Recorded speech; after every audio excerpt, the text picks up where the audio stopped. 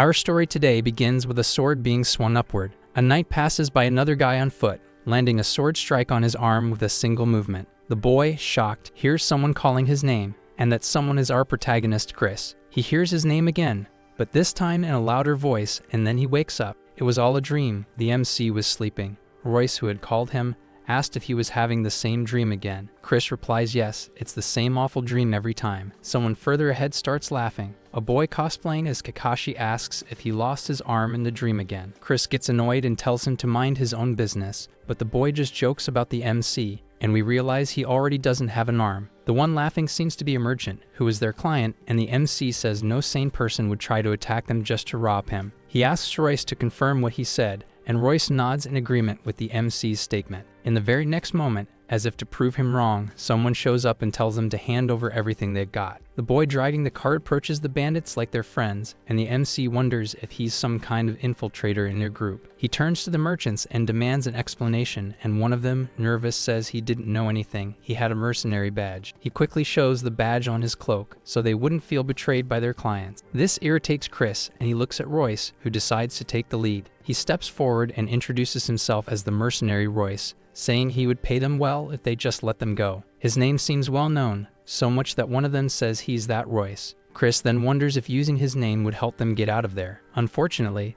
the strategy doesn't work because the bandits start laughing and call him the 3-minute swordsman. In other words, he's like instant ramen. He sees Royce's face and thinks that's not true. He could last up to 5 minutes, but the men laugh shamelessly. Cursing the bandits, Royce gets into a combat stance, already putting his hand on the sword, but he's stopped by Chris, who asks for cover. With a frustrated face, the boy thinks he really couldn't fight for long, but he could still wield a sword. Unfortunately, that wouldn't be enough for today's situation. One of the merchants asks the bandits what it is that they want. The one who looks like the leader stands up and says they have what he wants. They should be the ones to say what it is. Chris looks at the merchant, who looks nervous and thinks they do have what the bandit wants. He turns to the merchant and asks why not just hand it over. It was better than making things worse, and their lives were more precious. Talking to the clients, he tries once again to convince them to give everything to the bandits. They didn't have all day, but that was merely a trick, since he knew they'd never get out alive if they obeyed like animals, so he shouts for the merchants to run. For a moment they stand frozen, watching the scene, stunned by the order, but the MC draws his sword and throws it at one of the bandits while telling them to flee. The boy manages to block the flying blade with his sword, and Chris was already moving quickly. Royce had also taken action, landing a clean hit on one of the bandits' hands, while the MC yells for everyone to scatter. With rage rising, the bandit leader yells at them, calling them rats for running. But no one here is Akaza to take offense at that. Everyone is running in different directions, and Chris looks back, only to see the leader watching him furiously. As he flees with his companions, the things he once was flash through his mind: mercenary, treasure hunter, pioneer, herbalist, even cook. He had already gone through so much in this life just to survive even with only one arm. The bandits run after him, shouting for him to stop. Pulling a small blade from his clothes, he thinks to himself that this bunch of losers had no chance of catching him. He quickly sets up a rope trap between 2 trees, and when the first bandit runs into it, he becomes a headless bandit. There were still 2 left who had stopped running the moment the first one was blasted straight to hell, so he still had to keep fleeing.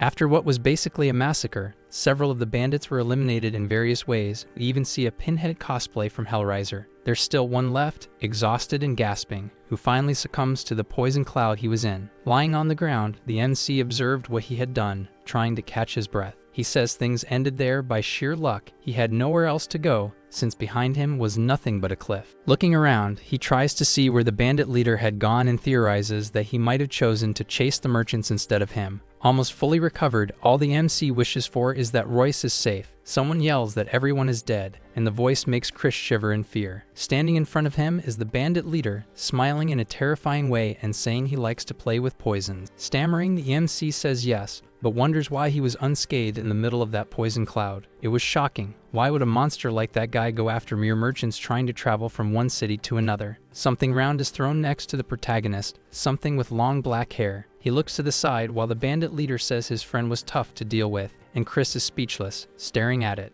Royce's head was lying there, next to the head of one of the merchants who had hired them. Pointing to his own chest, the bandit leader tells him to guess what it is, but Chris isn't interested in games. He just wants to escape. The bandit leader grabs a small pouch from his chest and says it's an artifact, which leaves Chris a bit confused. Artifacts are precious stones that can turn into weapons, armor, or even just a piece of metal. and they're so valuable they could provide wealth for 3 generations. So that's why he was so interested in the merchants. Trying to buy some time, Chris comments that it's true those artifacts bring brutal ends to people's lives. Now that he'd gotten what he wanted, he asks the bandit to let him go, but the answer is immediate: no. Even so, he says he'll be merciful and end him quickly, especially since he already took care of his companions for him. Nervous, Chris realizes that talking his way out won't work, and the bandit leader starts approaching, saying goodnight. Chris won't be eliminated that easily. Suddenly, shards of glass fly into the leader's eyes. He had spit in the monster's face, making him shut his eyes to avoid being blinded. Unfortunately, it wasn't enough. With lightning-like speed, the bandit leader was already behind the MC. The boy's second arm was lost, and the bandit leader had his sword in hand. He really was that fast. Chris falls forward, hitting his head against the bandit's stomach. He grabs the boy by the hair and says it looks like he's asking for a painful death. With brutal strength, the MC is hurled far away, dragged across the ground until he ends up next to his own severed arm. He starts huffing, lying on the ground, and tries to crawl toward the cliff edge. The bandit looks at him, about to ask if he's gone completely mad, but something catches his attention. Grinning grotesquely, we see that in the MC's mouth is the little pouch with the artifact the leader had stolen from the merchants. Frightened, Disney's Hades begins patting his body, as if trying to convince himself this was just the protagonist's bluff. Realizing the truth, he looks at the MC in denial, while Chris confirms it and jumps backward off the cliff. The bandit leader doesn't hesitate and jumps right after the MC to try and reclaim his loot. Accepting his death, the MC thinks the glass in his mouth cut his throat, and now he's nothing more than a paperweight with no arms. But seeing the monster's desperate look made everything he'd gone through worth it. He looked like someone who had just lost his entire country. Chris falls into the river that was rushing at high speed, already sinking as he thinks that contaminated artifacts tend to malfunction. Laughing internally, he wonders what would happen to that stone once it was tainted with his crap. That was his end, at 39 years old, chasing crumbs. In the middle of his end-of-life epiphany, he sees that lunatic swimming toward him in a rage. His persistent greed and talentless perseverance had brought him to that moment. The last thing he would see was the bandit's hate-filled eyes. He only wished to go back, right at the moment when the bandit leader's hands reached him. Sounds of swords clashing, movements of battle,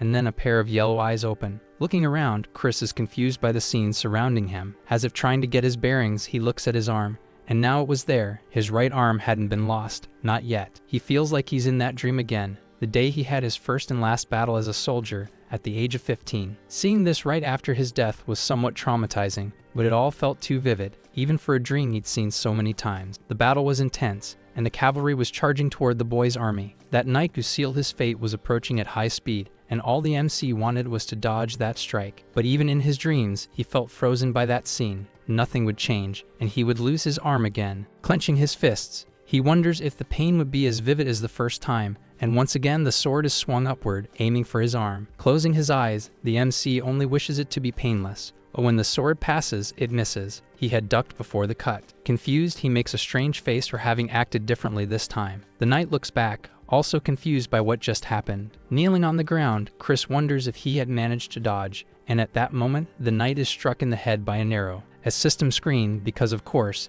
appears in front of him saying he gained XP, which leaves the boy puzzled. It vanishes while he hears screams of retreat. This wasn't a dream. The MC had returned. The scene shifts, and we see someone pinching another person's cheek. Chris was squeezing another boy's face, who asks what the hell he's doing. The battle was over, and they were at the camp. The MC is shocked to see that boy was real, and the other says Chris's brain had finally fried for good. Excited, the MC shouts his friend's name, calling him Lend, but in the next instant, he notices something. Quickly crouching down, the MC lifts the boy's pants leg to see a wound there. It was blackened. It looked like just a surface cut, and he asks if it's really that serious. Chris replies not yet, but the future doesn't look good. In his past life, Lend lost his leg due to lack of treatment for that exact wound, but this time, the story would be different. He wouldn't let the two of them become amputees. He wouldn't let that happen. The boy grabs Chris by the hair, complaining that it hurt the way he touched his wound. Quickly, the MC decides to treat his friend's injury. Luckily, he had found some medicinal herbs outside the camp, but he needed more. He had learned this in his previous life.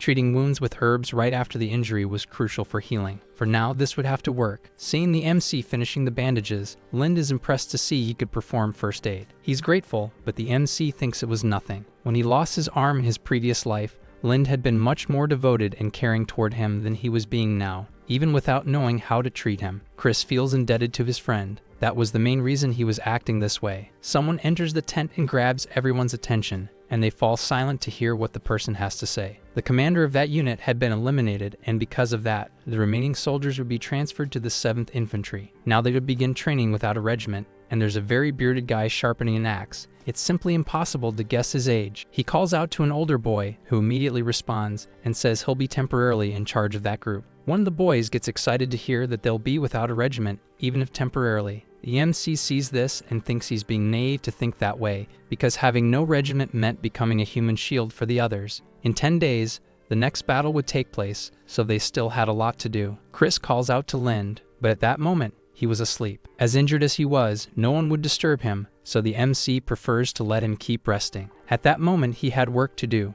The scene changes and we're now in the forest of Zatura, where that group of young soldiers is present, and one of them asks why they're part of the hunting team now. An older boy asks something more important. Why were there young soldiers with them? Showing a small package, a man asks the redhead if he wants one too, saying it was something Chris had given him. That package was a bribe Chris had offered the man in order to be included in the hunting team. We see that the package contains cigars. The man says he doesn't know how the kid got his hands on them, but he's quite useful. The redhead shouldn't worry. The boy had a bit of a reputation as a good hunter in his hometown, or something like that. Once again, the man asks the redhead if he wants the cigar, but he declines, and they finally arrive at the intended spot. Stopping in front of everyone, he yells that their hunting quota was 5 rabbits, which relieves the MC. It seemed easy for him. In any case, his real goal apparently was to stay as far away from that forest as possible. Does he know something we don't? He was picking the petals of a red flower, and when we look closer, we see he has plants stuffed all over his clothes. Was this to treat Lin's wound?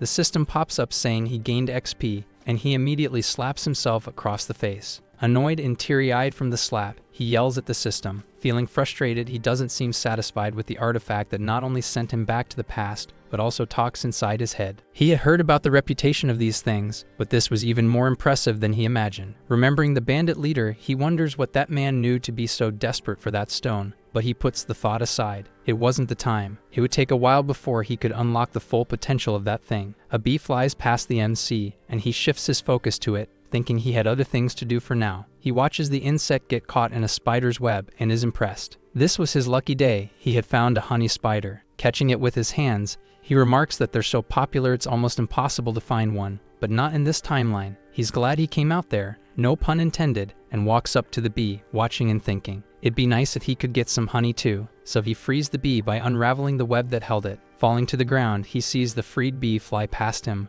almost stinging him. Chris starts chasing the bee, running after it while keeping enough distance not to scare it. After a while chasing it, he finally reaches the hive and is thrilled to have succeeded. Back with the MC's friends, one of them wonders if it's okay to let Chris do all their work, but the other reassures him. While saying that the MC is the best hunter among them, someone approaches from behind. A shout is heard. Someone's calling out to the two boys. The man asks what they're doing wasting time like that, and the redhead, laughing, says they seem way too relaxed. Still shouting, the dark-haired man says they'd better have met their quota, but the MC walks up and asks what's going on. Turning to him, the redhead sees him carrying a few rabbits and watches, asking if he caught them by himself. He was impressed with the boy. With a smug look, the MC says yes, he was the best hunter in his hometown. Unimpressed, the redhead says he sees the kid worked hard for his friends, but it still wasn't enough. The minimum quota was 5 rabbits per person. The MC had thought it was 5 per group, which totally caught him off guard. Annoyed, he wished the redhead would cut them some slack for being young soldiers,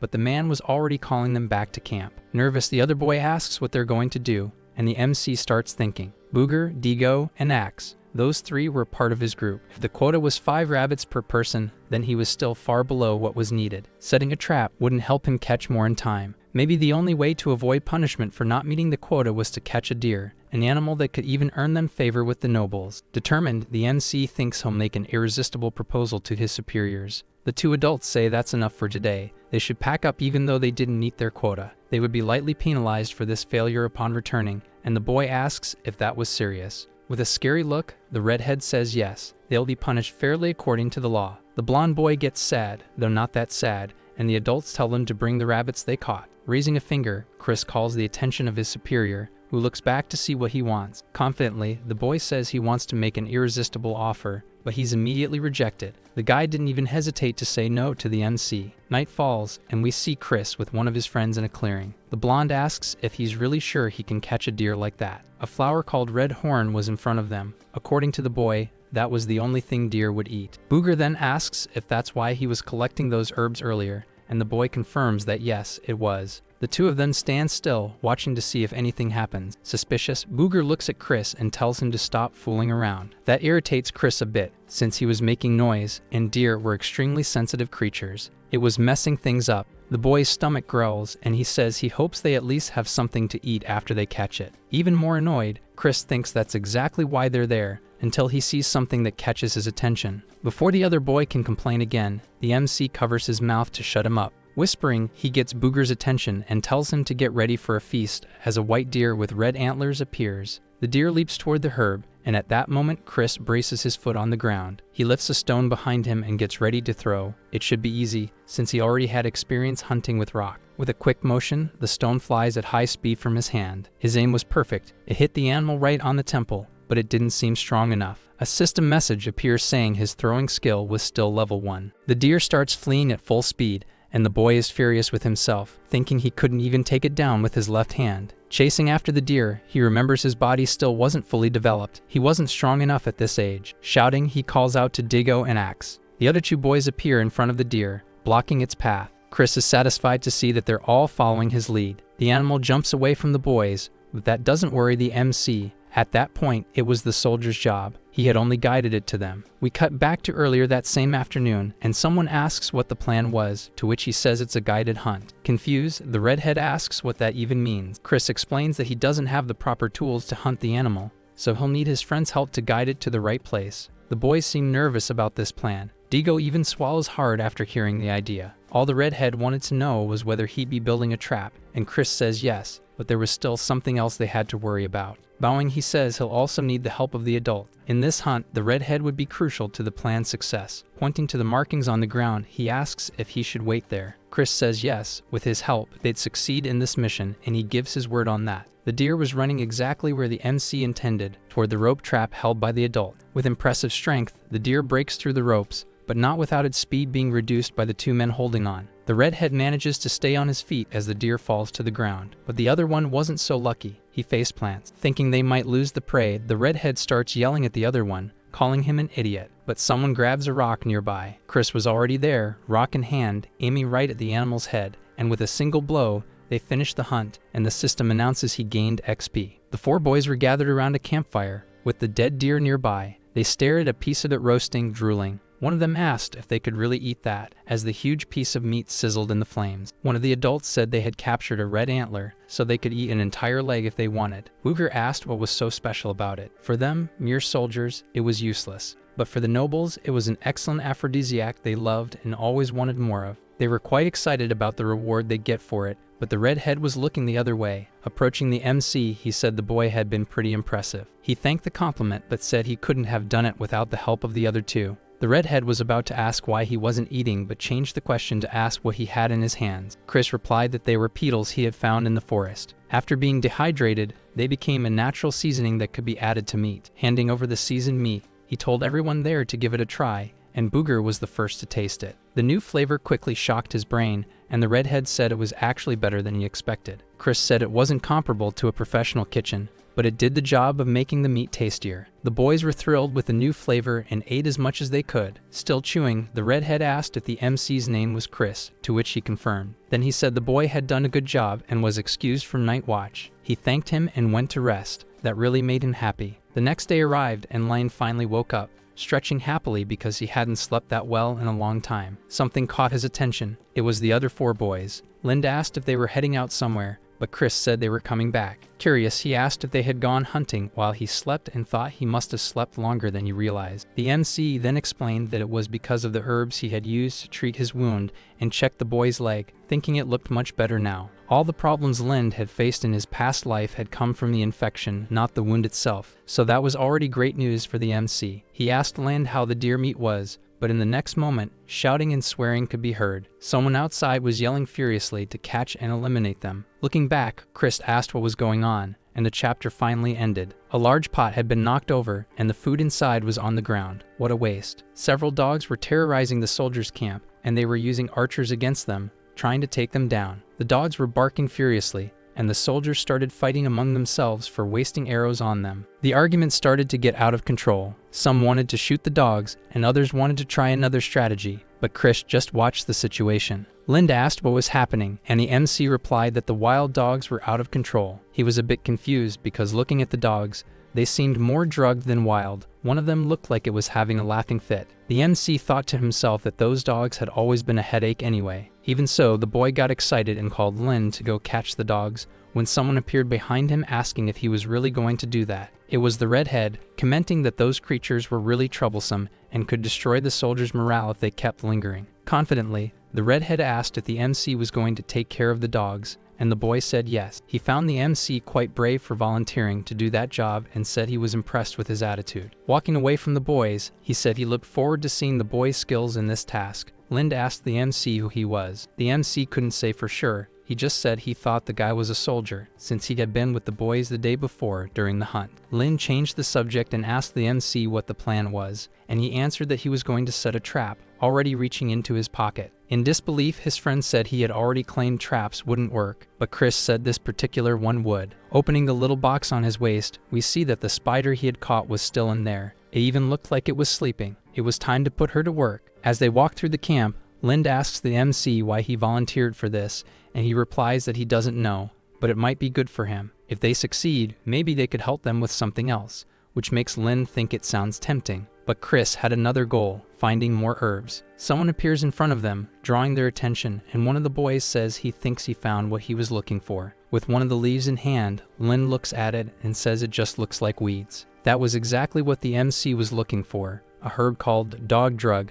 that would make them feel like they're floating, though it wasn't known in that area yet. After explaining that to the boys, they understood why the dogs seemed so crazy. Using spider web, at least he hoped this slime was web. He starts applying it on the plants and says he'll see how it unfolds. Some time passes and we're back at the camp. The dogs are lying on the ground, mouths foaming white from the spider web, and they're fast asleep. The redhead observes this and asks the MC what the hell he did to the dogs to leave them like that. He doesn't respond, but he thinks that those spiders produce different types of toxin depending on what they eat. That's why they became popular in the future. Once again impressed, the redhead praises Chris, but the MC is worried there might be more of them. Curious, the redhead asks, "So what?" The protagonist says if he's transferred to Reconnaissance, he might be able to find their nest. Looking at the MC, he says he doesn't have the authority for that. He's just a regular soldier. Chris asks, smiling, how a regular soldier who wasn't even part of the 7th Infantry could come and go whenever he wanted. The boy was aware that man wasn't ordinary. He had unusual hair color and a strange aura. He had to be the protagonist of the story. That was none other than the illegitimate son of Count Ludwig,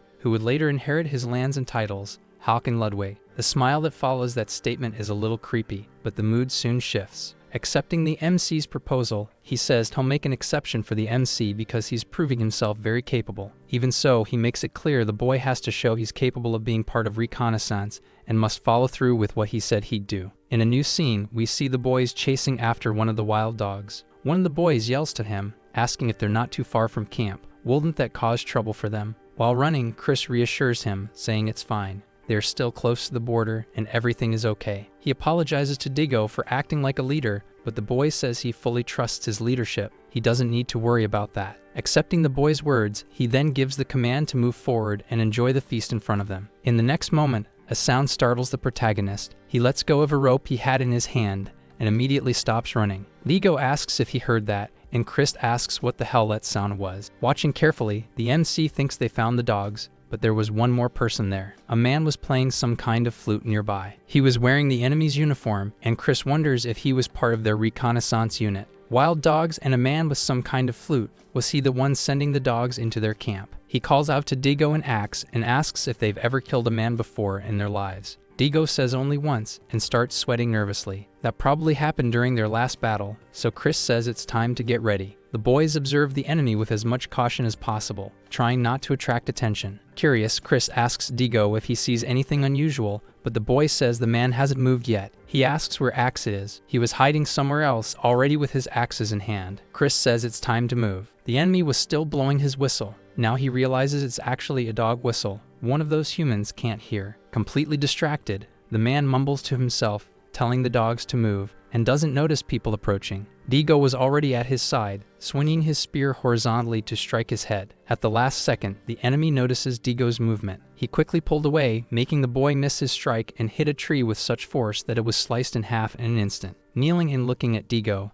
the enemy finally prepared for battle and drew a dagger from his sheath. He then scanned the surroundings to understand the situation he was in. Two boys were in front of him, one of them armed, while the other was behind him, apparently just observing. A sudden movement made Chris scream Digo's name in desperation, thinking he might have been hurt, but that wasn't the case. The man immediately began to flee, and Chris shouted for them to chase after him. It was expected that he'd do that the moment he realized he was at a disadvantage, especially since he wasn't part of the combat unit, but rather of Reconnaissance. While running, he turned to check on his pursuers, and a movement caught the protagonist's attention. He pulled a tube from his clothing. Chris yelled for Digo to hide behind the trees immediately, and he obeyed. The enemy then blew into the tube, launching some projectiles. I have a theory that they were poison darts, but we'll never know since they only struck the tree trunks and not our heroes. Carefully turning to observe the enemy, Chris saw he was already gone, leaving behind only a cloud of dust. Fleeing as fast as he could, the enemy complained that he had almost completed his mission if it hadn't been for that damned Reawakens. Thinking of retreating for now, we see something spinning at high speed heading toward the man from behind. He noticed Axe's axe coming and jumped to dodge. In fact, the axe had come from the front,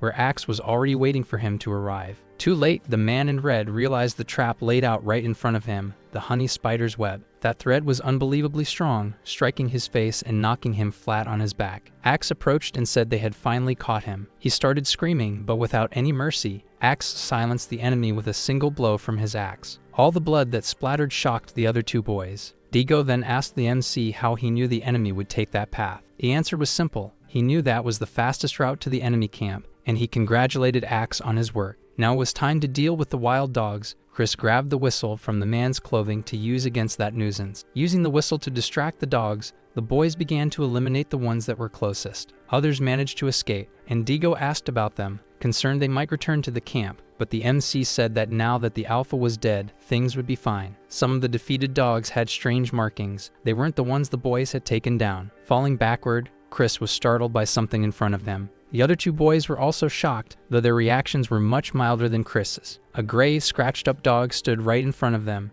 It was actually a wolf. These white wolves were supposed to be in the mountains, and the MC wondered what the hell that animal was doing there. Thinking it over, he began to theorize that the Reconnaissance enemy had been using the whistle to control the dogs in an attempt to capture the wolf. After a moment, the wolf collapsed to the ground, apparently defeated too, which made Chris feel relieved to see it. Drawing his blade from its sheath, he thought he could make good use of the wolf's pelt, even though it was rare to hunt one of those. A strange sound caught his attention, and he approached, inspecting the wolf. Digo asked if he needed any help, but Chris called his attention to his hands. He was holding a pup who was crying. Digo noticed the pup didn't resemble the adult wolf much, and Chris agreed, saying maybe it was a mixed breed. Back at the camp, we saw everyone eating and chatting. One of the boys who had been hunting with the protagonist in previous chapters was just watching while the others had dinner. Going back inside the tent, he started complaining that he was starving. Lin was there too, but his mind was elsewhere. His concern was trying to understand why the MC had decided to join the Reconnaissance unit, since it was such a dangerous role to take. He then became even more thoughtful, and we saw that a flashback was coming. Lin began to remember when he and Chris were going to enlist in the army together, hoping to change their lives, though he still couldn't believe it was really happening. Chris had the desire to become a general, someone great, and says that if that ever happens, Lin could take advantage of him, and he grumbles in response. He says the protagonist's speech was nothing but nonsense, while the other boy starts laughing at it. Back in the present, Lin starts to wonder if the MC was really trying to reach that absurd goal, but something happens. Suddenly standing up, the other boy says he's reached his limit, startling Lin, who asks what's wrong. He was frustrated because all he managed to get was some dry bread. Even though Chris had captured the wild dogs, it felt unfair. The boy then decides to steal food to satisfy his hunger and throws the piece of bread to the ground in anger. Lin closes his eyes and says he'll get punished if he's caught doing that, and tells him to give up on this crazy idea. He doesn't listen and starts peeking through a gap in the tent, but something grabs his attention and stuns him for a moment. Chris was back, smiling and holding meat in his arms, saying to light a fire so they could eat. The boys were feasting on meat,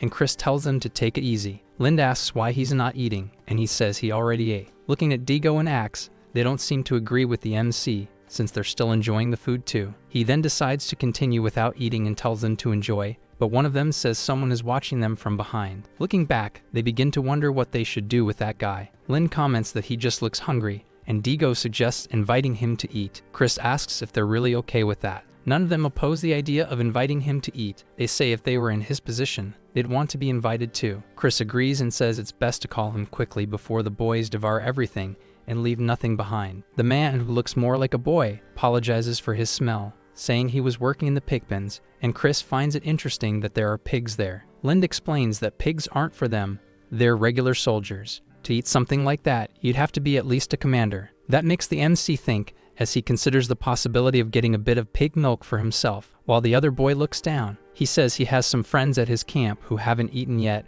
and asks to share the rest of the meat with them. Chris asks how many there are, and suddenly 20 boys show up to eat with them. Even though he's not thrilled about it, he doesn't complain. He had even planned to save a bit to eat later, but he just watches as everyone eats. Lin comes closer and says it's nice to share, and Chris agrees, partially. It is good to share when times are tough. The boys are eating a lot and happily gathered around the fire, and Chris tells them to finish roasting the rest of the meat. A new day dawns, and the blonde boy wakes up complaining that he ate too much the night before. Chris is just watching his new pet drink water. He seemed very happy with it. The dog looked beautiful, a dog version of Avatar On, but with amber eyes and a yellow arrow on his head. That golden wolf was amazing, as it was known that this species could breathe fire. Lind approaches Chris and asks if he's named the creature yet. He thinks for a bit, saying that since it's of mixed breed, he could call it adultery, then considers infidelity. What horrible names. The boys are already annoyed with the MC, but he says it's just a joke. Chris then decides to name the golden wolf Amber. Sounds like a great name, as long as it doesn't come with the last name Heard or do things on his bed. Someone yells outside the tent that an inspection is about to start and calls everyone to gather in the middle of the camp. That makes the MC quite curious as he holds the wolf in his arms. Everyone was already outside, organizing for the inspection. Many soldiers were crowded outside the camp, and that seems to irritate the protagonist. For some reason, he thinks about Hawken, as it looked like he was trying to stir up some kind of trouble. Who knows for what reason? Someone yells out, calling for reservist Chris, and he shouts back, presenting himself immediately. Called to the front, Chris walks toward the person who summoned him through the crowd, and I think I know what's about to happen. Everyone was watching him. The one who called him was the centurion and commander of the 7th Infantry, Colonel Kanarak. The colonel says that in recognition of his achievements and the assassination of a Reconnaissance enemy, he was being appointed as a decurion. Grateful, Chris says he'll do his best to live up to the commander's expectations, and a cheer of celebration is heard around them. All the boys he had looked after are thrilled about the MC's promotion. He hadn't expected to be so highly regarded just for sharing food. The commander also notices this and jokingly asks if the boy had drugged those kids to be so happy with him,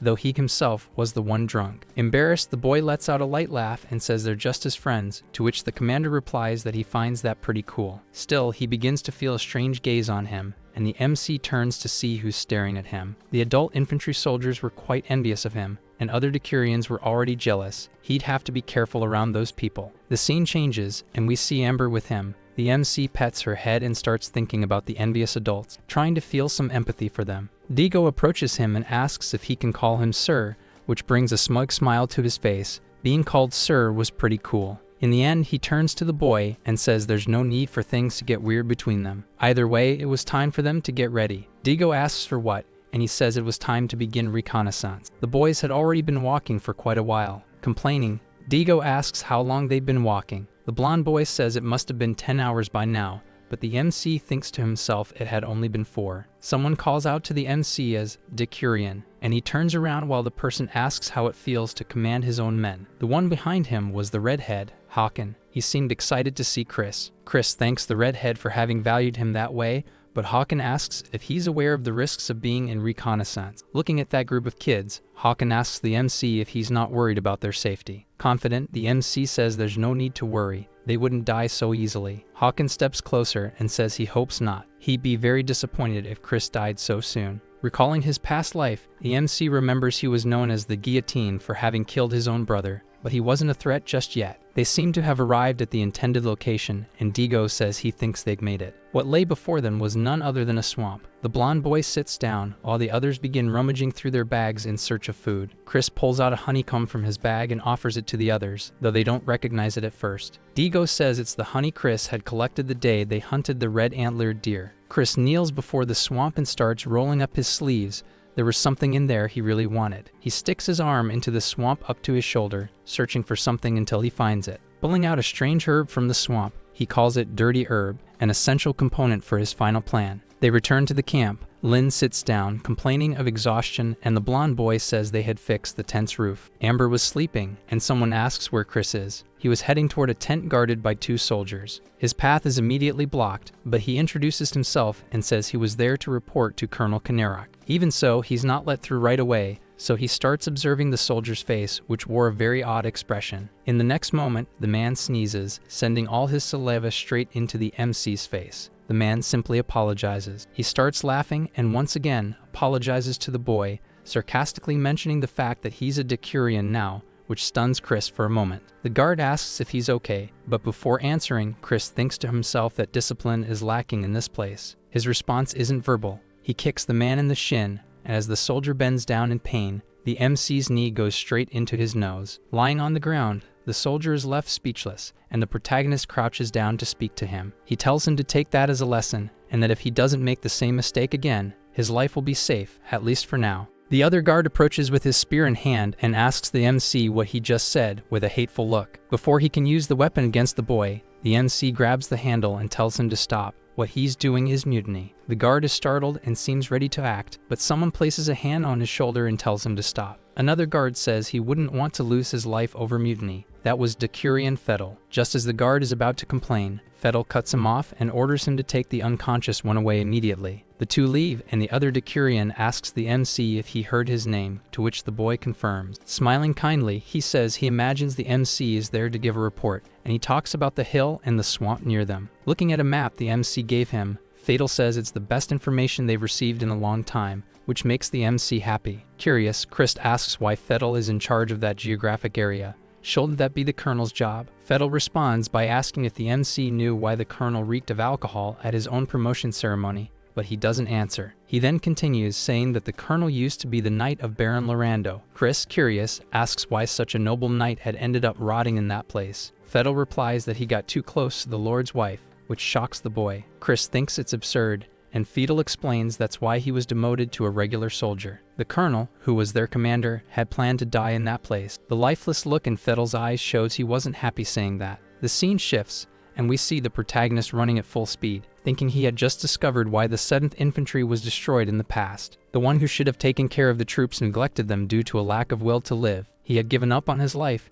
condemning everyone else. He had to do something. Otherwise, history would repeat itself once again. Now I'm curious to know what he plans to do. Reaching a clearing in the forest, he thinks he's exactly between his base and Full Moon. If he ran into the enemy here, he'd be screwed. Looking at the ground in the dry vegetation, he starts searching for something until he hears a sound. Below him, on what looks like a road, the MC finds something that satisfies him, the enemy's supply road. He starts listening to the conversation among the soldiers there and observes the size of the detachment, 2 carriages and just a few soldiers. That wasn't even close to enough to supply an entire army, which meant that supply run happened daily. Having gathered all the information he needed, he decides to retreat. His plan was to use the wild dogs he had buried to do something. Back at camp, the MC is exhausted while his friends watch him, curious about why he's in that state. In response, the MC says he'll explain later. For now, Lin needs to prepare several long poles. Digo and Booger need to get daggers and plates, and they immediately obey. The 7th Infantry was always low on supplies. Robbing that small detachment wouldn't be much, but it was better than nothing. Now they had a few makeshift spears and shields to launch an attack on that supply line. Lind, curious and unconcerned, asks if the MC was planning a war, which irritates him. Why was he asking that? They had been at war for a long time. The boys are confused, so he decides to explain. It was clear the commander wasn't the only one who lacked discipline. Annoyed, the MC then orders them to grab their weapons and get out of the tent. Outside, Chris calls everyone's attention and says they're going to start training now, so they should start swinging their weapons to get used to them. They could begin right away. The boys start doing mock combat there, but without much enthusiasm. Everyone watching is curious to see what they're doing, but no one takes them seriously, even though they see their training. Seeing that he's drawing attention makes the MC happy. because that was exactly what he was aiming for. The adults approach them and begin giving the boys tips, explaining what they need to do to avoid injuring themselves while training. The conversation grows, and several small groups of soldiers start forming as they learn how to use their weapons. Fettel was surprised. He had expected the MC to give up as well when he told the story about the colonel, but the result was the complete opposite. Watching it all unfold, the MC felt satisfied. The winds of change were coming, and he just hoped it would be enough. What he wanted most in that moment was for all this motivation among the soldiers to also reach their commander. Either way, things were changing for the better, so he could call it a day. Someone approached the boy, already saying they knew he was planning something. Chris turned to see who it was. Hawken was there, also observing the scene. He replied that it was necessary, and the redhead asked how it felt to be a Decurion, to which he said it wasn't bad. Chris knew Hawken was planning something too, and wondered how long he'd keep pretending to be someone he wasn't. Hawken the Guillotine, a guy who seemed intimidating, but not the kind of person to actually decapitate someone. Had he really killed his brother in his past life? Interrupting his thoughts, Hawken said there was a way to save his infantry. The answer was simple. They had to eliminate Kinnerak. Chris, already aware of that, decided to act surprised and asked what he was talking about. It wasn't surprising at all. The greatest threat to the 7th Infantry was its commander, who was always drunk and didn't care about the soldiers. If he were removed, Van Ludwig would have to appoint a new commander, and the most likely choice would be Fettel. It was the fastest and most effective way to deal with that complicated situation. The brigade would be far better off without him. The problem was that his men were loyal. The only reason he was still alive and unharmed was because of his lieutenants. Even Fettel should have replaced him a long time ago. The moment someone made the mistake of killing Kinnerak, they'd be assassinated in the next instant, no trial. It was the fastest way, but also the worst way to handle the situation. Walking away from Chris, Hawken said he was terrible at pretending to be surprised, and all the MC could think was that he was just as bad at it. Still, he couldn't tell whether Hawken liked him or wanted him dead. Well, it's not like killing the commander was the only way to handle the situation. He didn't have to do what Hawken said. Returning to his tent, he called for his Reconnaissance soldiers to gather immediately. They had 40 minutes to get ready. Now it was time to carry out a mission. The scene changes. We see someone picking a fruit from a tree. Chris held the fruit in his hands and thought it was perfect and ripe. They'd be fine through the night. He climbed down from the tree while the other boys from Reconnaissance waited for him. Standing up, he said it was time to move. Night had fallen. They were in the same prairie where the MC had been before, and in silence, he signaled the boys to stop. They were in enemy territory now. They had to be more cautious from this point on. Booger asked if it wasn't too dark, and Chris agreed, saying they should eat right there. That fruit was called Blind Man's Joy. It was considered poisonous, capable of blinding someone if eaten in excess, but when mixed with a white herb, things changed. Booger took a bite and said it tasted pretty plain, but in the next moment, his eyes started to glow differently, catching everyone's attention. We see his eyes glowing green, as if he had gained night vision, which was exactly the case. That helped them see everything in the dark, and now they had a massive advantage. Chris warned them it would only last for one day, so they had to finish this as fast as possible. Walking through the forest, they finally reached a clearing. That was the place. Observing from a distance, he saw the enemies camped out and wondered how many were there. Chris asked Lind to scout the area, but Lind asked him to wait a bit. He already had sharp eyes, and that was an incredible skill. Combined with night vision, he became even more impressive. There were 5 soldiers gathered around a campfire. It wasn't many, but even so, they might not be enough to handle them all at once. Axe and Digo were excited to start the slaughter, but the MC said no, they couldn't afford to lose anyone, otherwise things would get dangerous. Watching Lind, he started thinking of a way to lure the enemies into the darkness. Lind looked back at the MC and asked what he was thinking. Chris sees that the boy's face looks very youthful without the armor. Anyone would think he wasn't part of the enemy army. The same went for himself. The risk was high, but it was worth a try. The campfire was crackling, heating a small iron container. The enemies were talking about some game, and one of them was cheating. While the other was complaining, they heard the vegetation rustling behind them and began looking around to see what it was. One of them orders the men to grab their spears, and the other asks what's wrong. Armed with their spears, they start shouting, asking who's there and demanding they come out before something bad happens. A barefoot steps into the clearing. Chris was dressed in ragged clothes, disguising himself for the soldiers. He looks forward, his clothes very dirty and his expression frightened, which confuses the soldiers. One of them laughs and says it's just a kid, but another realizes it could be much more than that. If that boy were a runaway slave, he could be worth a good reward. He orders the others to lower their weapons. They didn't want to scare the kid. Approaching Chris, the soldier asks if he's lost and if he wants some dried meat. Quickly, the boy turns and starts running away from them,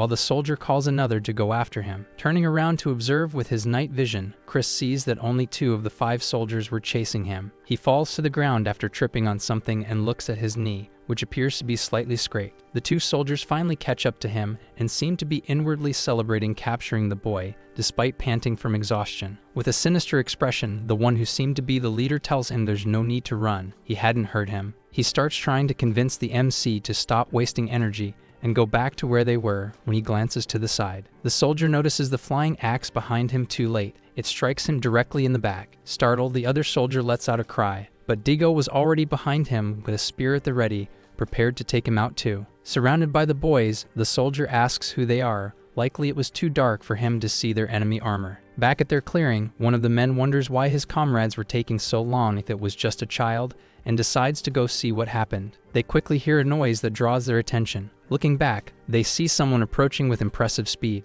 Digo lands his spear in the neck of one of the soldiers. He was already dead before even realizing what happened. The 4th man looks stunned by the scene, completely frozen. Before he can do anything, Axe punches him square in the face, knocking him out instantly. Digo shouts that there's only one left. Chris appears behind the last soldier, spear aimed forward, charging at full speed. The soldier prepares to shout, but before he can make a sound, he's already been pierced. Booger and Lind were in front of him, stabbing him together, right in the neck. He coughs up blood spilling from his mouth and finally collapses, lifeless. Booger is stunned by what he's done and even throws up a little, but Chris congratulates everyone on a job well done. Turning to the side, he says there's just one thing left to do to complete their mission. A new day begins, and the supply wagons are traveling down the road toward Full Moon. An arm raises, signaling the carriage to stop, and when the driver approaches, he's surprised. There were new recruits there, but then he says it's not that surprising, he's already used to it. Chris and Axe were disguised as enemy soldiers, and Chris says the delivery will be there any minute. Back at the clearing where the boys defeated the enemies,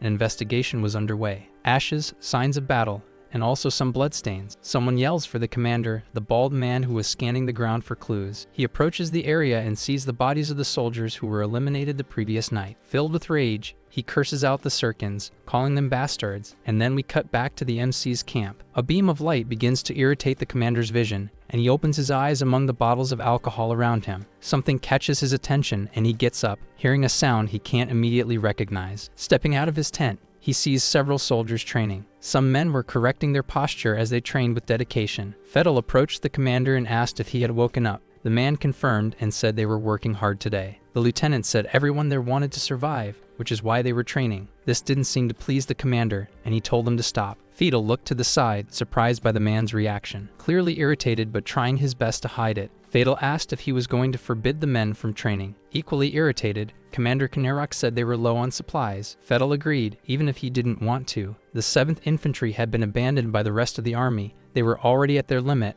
and probably wouldn't last much longer. The commander asked Fettel to transfer to the 6th Infantry, but the young man immediately declined the order. A carriage arrived, and someone announced his presence, catching Kanerok's attention. He had no idea what carriage that was. They looked to the side, trying to see who was arriving, and were shocked to see it was Chris. Impressed, the soldiers began to murmur. Those carriages bore the symbol of the 8 gates. Alcohol and tons of food. Everyone was stunned by the amount of supplies. One of the men even asked the MC how he did it, and he said he stole it from the enemy. All the soldiers were thrilled and decided to toast to the MC for his achievements. The campfire lit the area and made the mood cheerful. That night would be special for all of them. One of the soldiers, sitting next to Chris, said it had been a long time since they'd eaten that much in one night. The man introduced himself as Ralph, and the MC also introduced himself, saying it was a pleasure to meet him. Another bald man approached the two and apologized for his rudeness when Chris had previously been recognized and promoted. Bowing, he asked if it was true that one of his soldiers rebelled against him and offered to handle it, but the MC said it was already resolved. Laughing, Ralph said the protagonist seemed pretty friendly, and he thought that was really cool. Watching this interaction between the boys from afar was Commander Kanerok. He was impressed that a 15-year-old boy had managed to take down and steal supply carriages for them. Even though it had been a very irresponsible action, he had pulled it off. Remembering his own past, he thought to himself that he used to be just like that boy in his youth. Someone in the middle of the camp stood up. One of the soldiers seemed extremely drunk, enough for the others, concerned, to suggest he go get some rest. He looked like he was in a trance, and they shouted for someone to take him to bed. Kanerok watched this scene silently, and in the next instant, the man began to scream, singing Gloria Gaynor, "Just kidding," he just screamed. As he shouted, his words were clear. He said he would survive. Everyone looked slightly alarmed at the soldier. Chris and the boys turned to see what was happening and witnessed something incredible. No one was more affected by those words than the commander. They hit him hard. Chris closed his eyes while several other soldiers began shouting in unison that they too would survive. No one there needed to die. Everyone was having a great time that night, and even Kanerak, who was still silent, was beginning to change his attitude. He stood up, left the group, and returned to his tent. Fiddle noticed him leaving and asked about him, but then saw something surprising. Looking at the cup he had left behind, it was clear he hadn't drunk that night. Morning came, and Fiddle entered the commander's tent to report that the troops were ready, and we saw something had changed. Kanerak was wearing his armor and was sober. He stood before his soldiers and declared that from now on, they would begin official training. The chapter begins with Chris and another soldier shirtless and breathing heavily. No pun intended, I swear. It was the second day of official training for the 7th Infantry, and they were starting with a warm-up run. Chris realized that even the commander was now interested in him and wanted him to participate more in the infantry's training. This didn't seem to make the MC very happy. He probably didn't want to draw so much attention. Ralph was beside him during the training, which also annoyed him. That day, they had the chance to witness Kanerak's mastery with weapons. The boy was stunned by the commander's technique. No wonder he had once been the Lord's personal knight. He had asked the commander to teach archery to Lind, because he knew the boy would be an excellent archer in the future. Considering he had perfect vision, archery was the best way to make use of his skills. While training with the spear, someone shouts that it's time to switch roles, and now Chris will take the shield. The one who's going to fight him is precisely that soldier who got angry at him for being accused of mutiny by the protagonist. Now it was his turn. Irritated, the boy thinks he won't even bother trying to block his spear, but something interrupts his thoughts. Another soldier appears saying the protagonist is being summoned, and he takes the chance to get away from that guy as quickly as possible. He leads while the other soldier stands alone, watching his lost opportunity. Chris enters the commander's tent and announces his arrival while someone says they're heading out. The one who said that was Hawken, who sees the boy and makes a satisfied face for having found him, while Chris asks what he's doing there. Kanerak replies that he's merely a messenger from the 6th Infantry, and the boy just thinks he's putting on a very good act. The commander starts the conversation, saying that joint training will begin in 2 days, and they need to prove themselves worthy to the leaders. Kanerak called him there to ask if Chris had any idea of what they could do, and he thinks for a moment. Quickly, the boy says yes. They need to attack the supply routes of the 8 gates. With a serious face, the commander asks if the MC is making some kind of tasteless joke. Chris explains that the supplies he stole will run out in 3 days, and carrying out this mission would be a chance to give the young soldiers some experience. Kanerak says that's complete nonsense. There will be many casualties, and the loss of soldiers will be basically incalculable for them. The boy then explains that they don't need to attack directly. They could set an ambush and strike from the shadows to minimize the risk. Thoughtful, the commander looks at the boy without saying anything, while Chris adds that the enemy won't be expecting them, though I think he's wrong. The man asks how many times he's tried to steal enemy supplies, and Chris says once, but he's ready to do it again. Kanerak comments that they'll likely encounter elite soldiers at the 8 gates, so the ideal would be to attack at night. Chris says they'll still have the advantage even if they lose some units, but they must head out as soon as night falls, which leaves the commander in disbelief. Even if the plan might seem pointless, their enemy isn't stupid and won't make the same mistake twice. First, they need to form an assault team to deal with the enemy scouts, and then slowly move the main forces. Understanding the situation, Kanerak asks what happens if the strike team fails, and Chris responds that they'll need to retreat. Even if they lose in the initial strike, they won't lose their main force and will be able to regroup. He even thought the commander wouldn't approve the operation, but he comments that they'll have to include Ralph and Fiddle in the assault team. Smiling, Chris thinks that in the end, he wasn't just a coward, he was actually strategic and brave. That was a great decision. Confirming the plan, Kanerak asks if they'll depart at nightfall and orders the Decurions to be assembled. The day begins with the movement of the 7th Infantry. They would begin the march in the morning. Already aware of the plan, the Decurions were worried, but there was nothing they could do. Out of loyalty to the commander, they would obey. Their strategy wasn't designed for regular enemies, so they had to be very cautious. The assault team had 7 soldiers, with Fiddle and Ralph in the middle, and from what I understood, the protagonist was also with them. The 2 lunatics were excited to be on the assault team, even though they thought it was all completely insane. Lin just watches the scene while Chris asks him if he can see the enemies, and he counts 4 of them as scouts up ahead. Ralph is impressed with the boy's vision, and so is Fiddle. Chris asks what their route is, and he says they'll go to the right. This way it'll be easier to spot the main force from where they are. Taking command, Chris says they'll make a detour and then attack from behind. They mustn't let anyone escape alive. The enemies see them from up high and, thinking they're insane, go to inform the commander of their movement. Before they can move and return to command, a rock hits one of their helmets, and he looks back to see what happened. Chris and Booger were there, getting ready to attack. Furious, they shout for all four of them to charge the boys and make sure they don't leave alive. The MC immediately orders Booger to retreat, and he promptly obeys. One of the enemy soldiers starts cursing at the boys, saying he's going to finish them off, but something not so unexpected happens. Behind the enemy, Axe appears mid-leap, charging in at full speed. With just one strike, he slashes the soldier's back, killing him instantly before he could finish his sentence. Another soldier looks back and yells in anger that it was an ambush. A third soldier is already next to Axe, with his sword ready to cut off his head, but things weren't going to be that easy. Before Axe could be hit, an allied soldier appears and pierces the enemy with a single blow. Only 2 enemies remained, and they realized it was all a trap, and they had fallen right into it. Thinking there were only 3 boys involved, they start to gain confidence, believing they could win. I was mistaken. In fact, they start to retreat, splitting up to avoid being completely wiped out before reaching their camp. Chris notices they're cornered. Ralph is already in front of one of the soldiers and says he's totally screwed and won't escape alive. With a single horizontal slash, the soldier's head is removed like a Lego piece. No blood comes out. Is this guy using a lightsaber or something? Only one soldier remains, fleeing in the opposite direction, but Chris quickly yells Lin's name. Already with his bow drawn, the boy was ready for his first headshot. The soldier didn't seem to be a nobody. He noticed Lin's position and dodged out of his line of sight with impressive speed. Fidel appears in the clearing beside the soldier, who flinches in shock upon seeing him. Before he could escape again, Fidel was already piercing him. As the soldier writhed in agony, his life slipping away, Booger watched the scene, impressed. That guy is really fast, he says to himself. They had one of the enemy soldiers captured and managed to get information from him, confirming that there had been a troop transfer after a route was diverted. The prisoner confirmed that's exactly what happened, which left the MC deep in thought,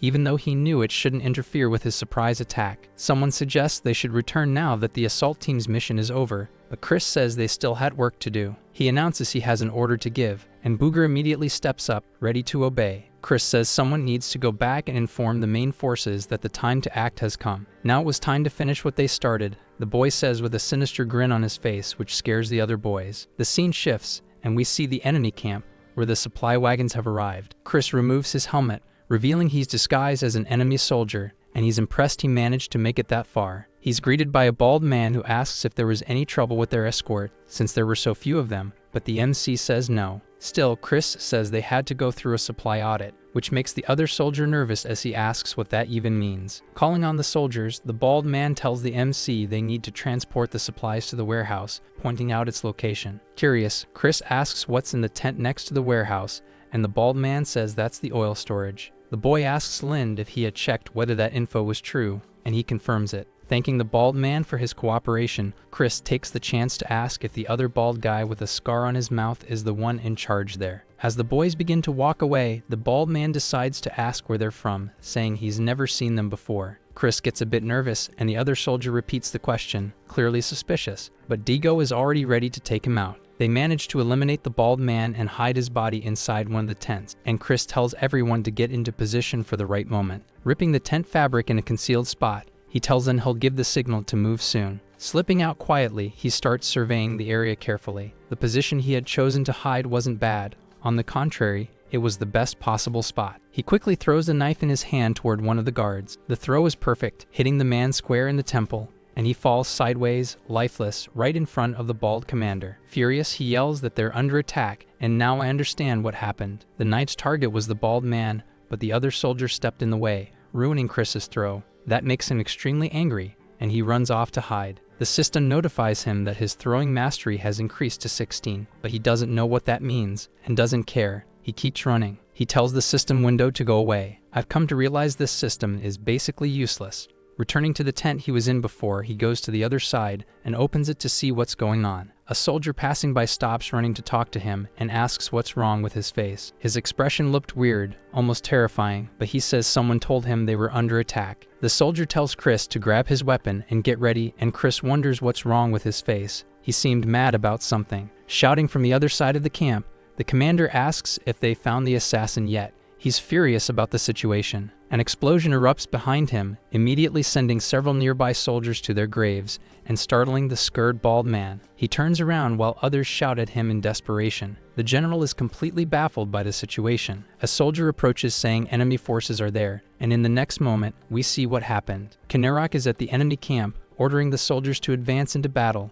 while the enemies are still stunned by everything. The bald man is frozen, asking himself what's going on, and yells for them to put out the fire in the oil depot. Everyone is charging at the enemy with their spears, showing no mercy. The lower-ranking commander shouts that they must not let the MC's allied soldiers advance any further, even if it costs them their lives. Before he can say anything else, Digo silences him forever with his spear. It was already too late. Even though they screamed about spies inside the camp, they were already being wiped out. Kinnerock also charges forward, tearing through all the 8 Gates soldiers with ease. They couldn't even properly react. That soldier with the angry face starts freaking out in fear, and upon seeing him, our beloved commander charges forward without hesitation. The bald general stands frozen, one hand over his face, unable to believe what's happening around him. In despair, he starts questioning how this could have happened, while others shout at him. Finally, he snaps out of his desperate daze and looks to the side to see who's calling him. The strange-looking soldier tells him they have to flee while pulling a horse over for the general.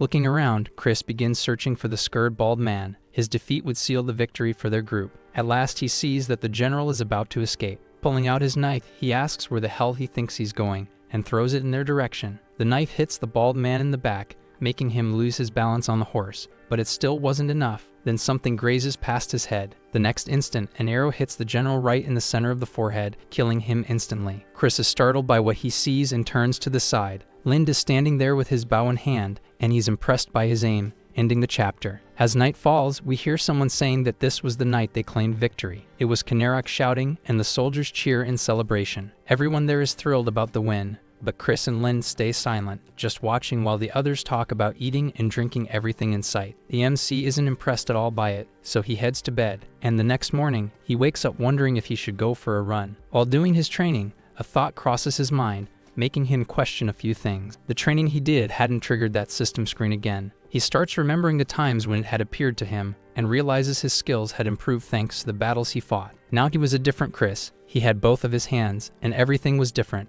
Himself, Lind, the 7th Infantry, and more. That fills him with excitement and motivation to live a life different from the one he lived in the past. The soldiers were training hard, yet their commander still shouted that they were too soft and had to run more. Ralph walks up to Chris, saying he was also excused from the morning run, and Chris replies that it's great to hear, but asks about the next training session. Soon there would be a joint training session with the 6th Infantry. They had to prepare. Someone approached and said the MC's strategy had been incredible. Hawken was there, saying that now their division was completely different from what it used to be. Chris said that it had all happened without needing to eliminate Kinnerock, and the redhead agreed. It would have been a waste to lose such talent. The boy agreed they needed the commander, and added that, after all, he was a knight. He also said he would be one too, if he could. Hawkins said that anyone could envy him under different circumstances, but now he was a knight heading into war, and asked what Chris would show in today's training. Looking at him, Chris noted that he was extremely cautious and hadn't yet decided to reveal his true self to him. The question lingered in the MC's mind. Why was that guy pretending to be a common soldier?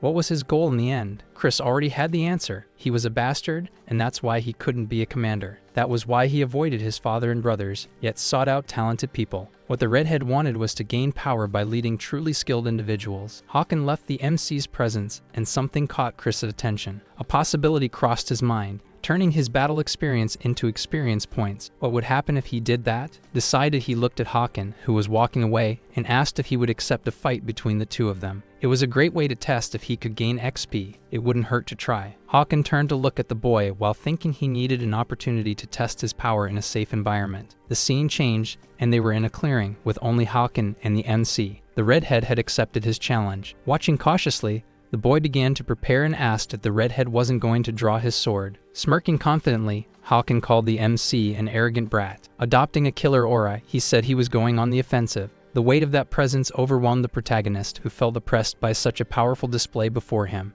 A system window quickly notified that he had gained some XP, while he saw Hawken advancing without even drawing his sword. The pressure of the redhead's sinister energy was nearly driving the protagonist to despair, and he wondered if it was unintentional. But looking at Hawken's expression, that aura clearly wasn't accidental. He seemed fully aware of how strong and dangerous he was. It was as if this was the final step for warriors to completely abandon their humanity, the last step for any of them. That power was beyond the MC's comprehension, and Hawken asked if he was afraid. Even afraid, the MC decided he wouldn't back down. He was going to attack anyway. This was an opportunity he didn't have in his previous life, so he couldn't waste it. He had to give it everything he had. Several system notifications appeared saying he was gaining XP as he tried to get closer to Hawken. The closer he got to the redhead, the stronger the pressure he felt from his aura. He was nearly at his limit, but he still had to go plus ultra. A blade was drawn from its sheath, and in front of the protagonist, Hawken had his sword out and was closing in on Chris. In less than a second, the protagonist was sliced into several pieces. His limbs flew in all directions with a single, smooth motion. Hawken was crouched in front of him after delivering so many strikes so quickly. Chris screamed,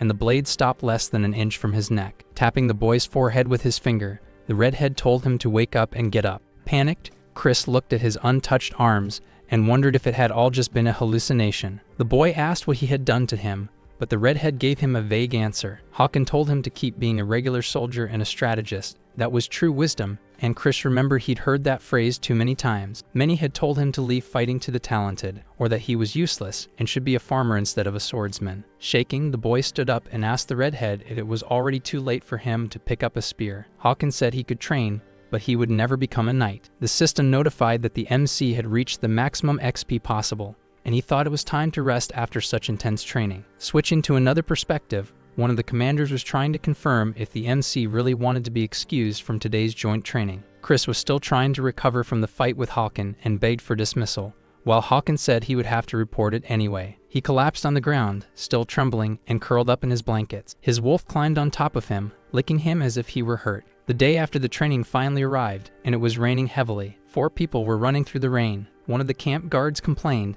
asking why it always rained during his shift, but he would no longer see the rain falling at that moment. The 8 gates were preparing their revenge, and the Sirkins would be annihilated. One of them opened a small vial containing a virus and placed it inside the guard's mouth. It was called White Demon, and the chapter ends. The chapter begins with our little wolf drinking some liquid from his bowl. Chris pats his head gently and says he's been too busy lately to take care of him, and apologizes for it. Someone enters his tent. It seems to be Lind, and the MC asks if he had finished helping at the border. Lind replies yes, someone had attacked the guards, but they had only been knocked out and didn't suffer serious injuries. The boy says that seems a bit strange, and this immediately gets the MC's attention. He widens his eyes at the information. He quickly runs out of the tent. Lind yells for him to at least grab a raincoat, but he had other concerns. He was genuinely worried about the consequences of his recent actions, especially since his life was now completely different. Entering the tent, the MC calls for Fidel to speak with him. Curious, Chris asks if he was responsible for assigning the border guards, and Fidel confirms that yes, and he was already preparing next week's schedule. Chris then asks which Decurion the guards who were attacked belonged to, and Fidel replies that they were under Ralph. He says he checked the soldiers and found nothing suspicious about them, so Chris didn't need to worry. Looking to the side, the MC realizes he can't talk about his suspicions with Fidel, otherwise suspicion would fall on him. Resigned, he says he'll go get a raincoat then. An eye is lifted upward, and we see some black spots on the white of the eye. Ralph speaks to the MC, saying his soldiers weren't weak, but he notices that those were the early symptoms of the illness. Leaving the tent, the protagonist asks to be the first to be informed if anything changes in his soldiers, and Ralph just says, Oak, White Demon, a disease that covers the body in ice until death, and became known as a curse because of its symptoms. During the outbreak of this disease, over 100 doctors died as a result, and the first scientist who used it in battle had a name. Ashen Razones. Cursing, the MC's master from his past life explains that this disease was terrible and wiped people out like flies. Eventually, doctors managed to find a medicine to neutralize the disease, using the moss the MC had previously found. The first step was to boil it in water and wait for the liquid to completely evaporate. Finally, a bit of pulvis extracted from a blue herb had to be added, and then the medicine would be ready. Just as the MC finishes making the remedy, someone shouts his name, startling him. Stepping outside the tent, Ralph is there with one of the soldiers over his shoulder, saying the soldier's condition had suddenly worsened. His teeth had started turning black, and his palate had turned blue, indicating he was already in the middle stage of the disease. Quickly, the boy administers the medicine to the soldier, who starts coughing from its bitter taste, but the MC tells him to chew and swallow it right away. Now there was nothing more he could do but wait. The treatment was complete. One of the Decurions approaches him and starts recognizing the symptoms of the disease, and the MC realizes the real problem was about to begin. It was definitely White Demon. Ralph and Lynn look at him, curious about it. Neither of them had ever heard of this disease before, and even now, it was still referred to as a curse rather than a disease. The Decurion says it's a curse that came from the Snowy Mountain and was known for its inevitable death after infection. Even if the place it originated from was far away, that didn't matter, because a small Circan city had already been wiped out by it before. Digo approaches, calling for Decurion Chris. Holding a torch, he says they need to burn the infected soldiers alive. There was no other option, and asks the MC to step aside. Ralph, furious, asks what the hell he's talking about. Enraged, Digo yells that they have to burn them all alive immediately, or else the curse will spread to the entire squad. Ralph, defending his soldiers, threatens to break Digo's teeth if he tries anything with his subordinates, and Axe tries to hold him back. Ralph quickly asks if Chris's soldiers have a habit of rebelling and tells Axe to get his hands off him, while Digo shouts for Chris again. He pleads for the MC to move, but Chris doesn't. Looking into the soldiers' eyes, Chris sees that the marks in them have already disappeared, and he calmly asks Ralph to stay calm. Digo is out of control and screams once more for the MC to move out of the way. Nervous, Lind asks Chris to come with him to step away from the situation for a moment, but Chris refuses. Another soldier starts showing symptoms of the disease. Everyone's eyes widen when they see the other showing signs of mid-stage infection, but only the MC knows the truth. Without hesitation, Digo prepares the torch in his hand to throw it at the sick soldier. Chris, noticing the move, yells for the others to get Digo away immediately. Lind and Booger rush in and manage to stop him from throwing the torch, which falls far from where he was standing. The boys hold him, but that wasn't enough. With tremendous strength, both are thrown away by Digo, and that shocks the MC. Grabbing one of the spears, Digo points it at the MC and says that if he doesn't move immediately, he'll have to attack his superior. Ralph is spiraling into a rage, but another soldier holds him back, asking him to wait. Digo had lost his sanity because of that false curse, and that leaves the MC confused, trying to understand how things got to this point. Raising his hands in surrender, Chris says he won't stand in Digo's way, but asks him to lower the spear. Starting to calm down, Digo slowly lowers the spear, while the MC watches carefully. Dropping to his knees to gain momentum, the MC jumps and manages to knock the spear out of the boy's hands. Digo looks at him as Chris yells for everyone to surround him. Axe, Lind, and Booger rush toward the boy. On the ground, Digo screams the MC's name, filled with hatred. Finally exiting the tent, Kanarok asks what the hell is going on and what all the noise is about. Approaching the chaos, the commander asks Ralph to report the situation, and the Decurion obeys immediately. The whole situation leaves Chris even more nervous, and Kanarok watches him as he's given the details. In the end, the commander orders Chris not to stop him from doing what needs to be done. Angry, the MC says he won't let the commander kill the soldiers, but he remains unmoved and says he won't repeat himself. Chris had to get out of the way. The boy shouts that it's just a disease, that it can be cured, and pleads for Kanarok to trust him. Someone yells that the MC has lost his mind, and the commander looks to see who shouted. Digo was screaming that Chris had completely lost it, and begs the commander not to listen to him. Curious, the commander asks who that soldier is, and Chris replies that he's from the Reconnaissance squad. Everyone was watching as Digo kept shouting that they had to burn the cursed ones or everyone there would die. Tears begin to fall from his face as he yells that he knows better than anyone what needs to be done there. He was from Trezedy. He was a survivor of the tragedy that struck his city. Chris finally understands why Digo was acting the way he was. Panting, Digo says that once the first person dies from the curse,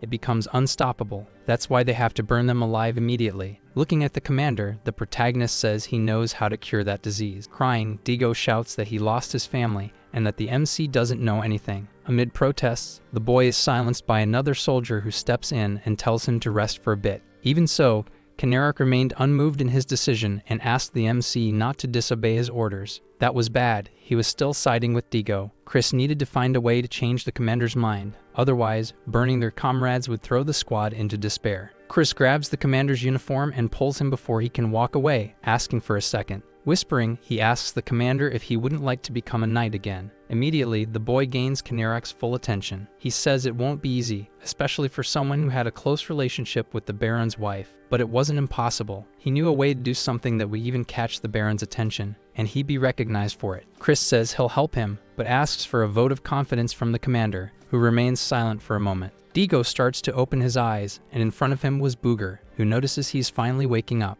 The boy suddenly sits up in panic and shouts Chris's name. Booger asks if he's calmed down, but that wasn't the case. He quickly gets up and runs out of the tent. He was still in distress. Outside the tent, he sees something he didn't expect. Running up to the two soldiers, he hugs them and says he was really worried about them. The hug is so tight that one of them complains it hurts. He's still in disbelief that the two of them are completely healed and asks how that's even possible. Placing his hand on Digo's shoulder, the MC walks past him and says he already told him. Relieved, Digo acknowledges the MC's efforts and calls him boss again. Back in the commander's tent, Chris explains that the soldiers are now cured, and Kinnerak says they must build a hospital right there for everyone. Anyone infected with White Demon should be sent to the 7th Infantry for treatment, and the MC agrees. They received some patients after lunch, and spent 3 days treating several soldiers almost without rest. Finally, they had finished saving everyone. Chris steps out of the tent they had turned into a hospital for a moment to get some fresh air. Suddenly, a man runs up to him, shouting that the boy was his savior. Startled, the MC freezes, while the man yells again for everyone to praise Chris, the savior. All the soldiers there are cheering, and it makes the protagonist a bit awkward, but they shout and thank him for saving them. Kinnerak approaches and asks who he really is. The boy's answer is simple. At that moment, he was just an exhausted soldier after too much work. The commander still can't quite believe him. He asks if that's really all, and then asks Chris to tell him the full truth. Chris explains that there's a chance the 8 Gates army might attack them, thinking they're disease, so they need to prepare immediately. Kinnerak says he'll issue the orders, while the MC says he'll prepare the traps to surprise them. Lin should go fetch the archers and get ready as well, and he says he'll do that, calling out to Throt, Uger's real name. The MC asks him to go gather some dry logs, and he replies, "Understood, Captain." As they leave the tent, Throt says it'll be tough to find dry logs since it was raining the day before. Chris hadn't considered that, but Digo shows up asking for orders too. The protagonist starts thinking they needed firewood to burn, and he's trying to figure out what they could do to get it. Remembering the carriages, he gets an idea. Chris asks Digo where the carriages they had stolen were, and the boy says they're inside the tent. The solution was simple.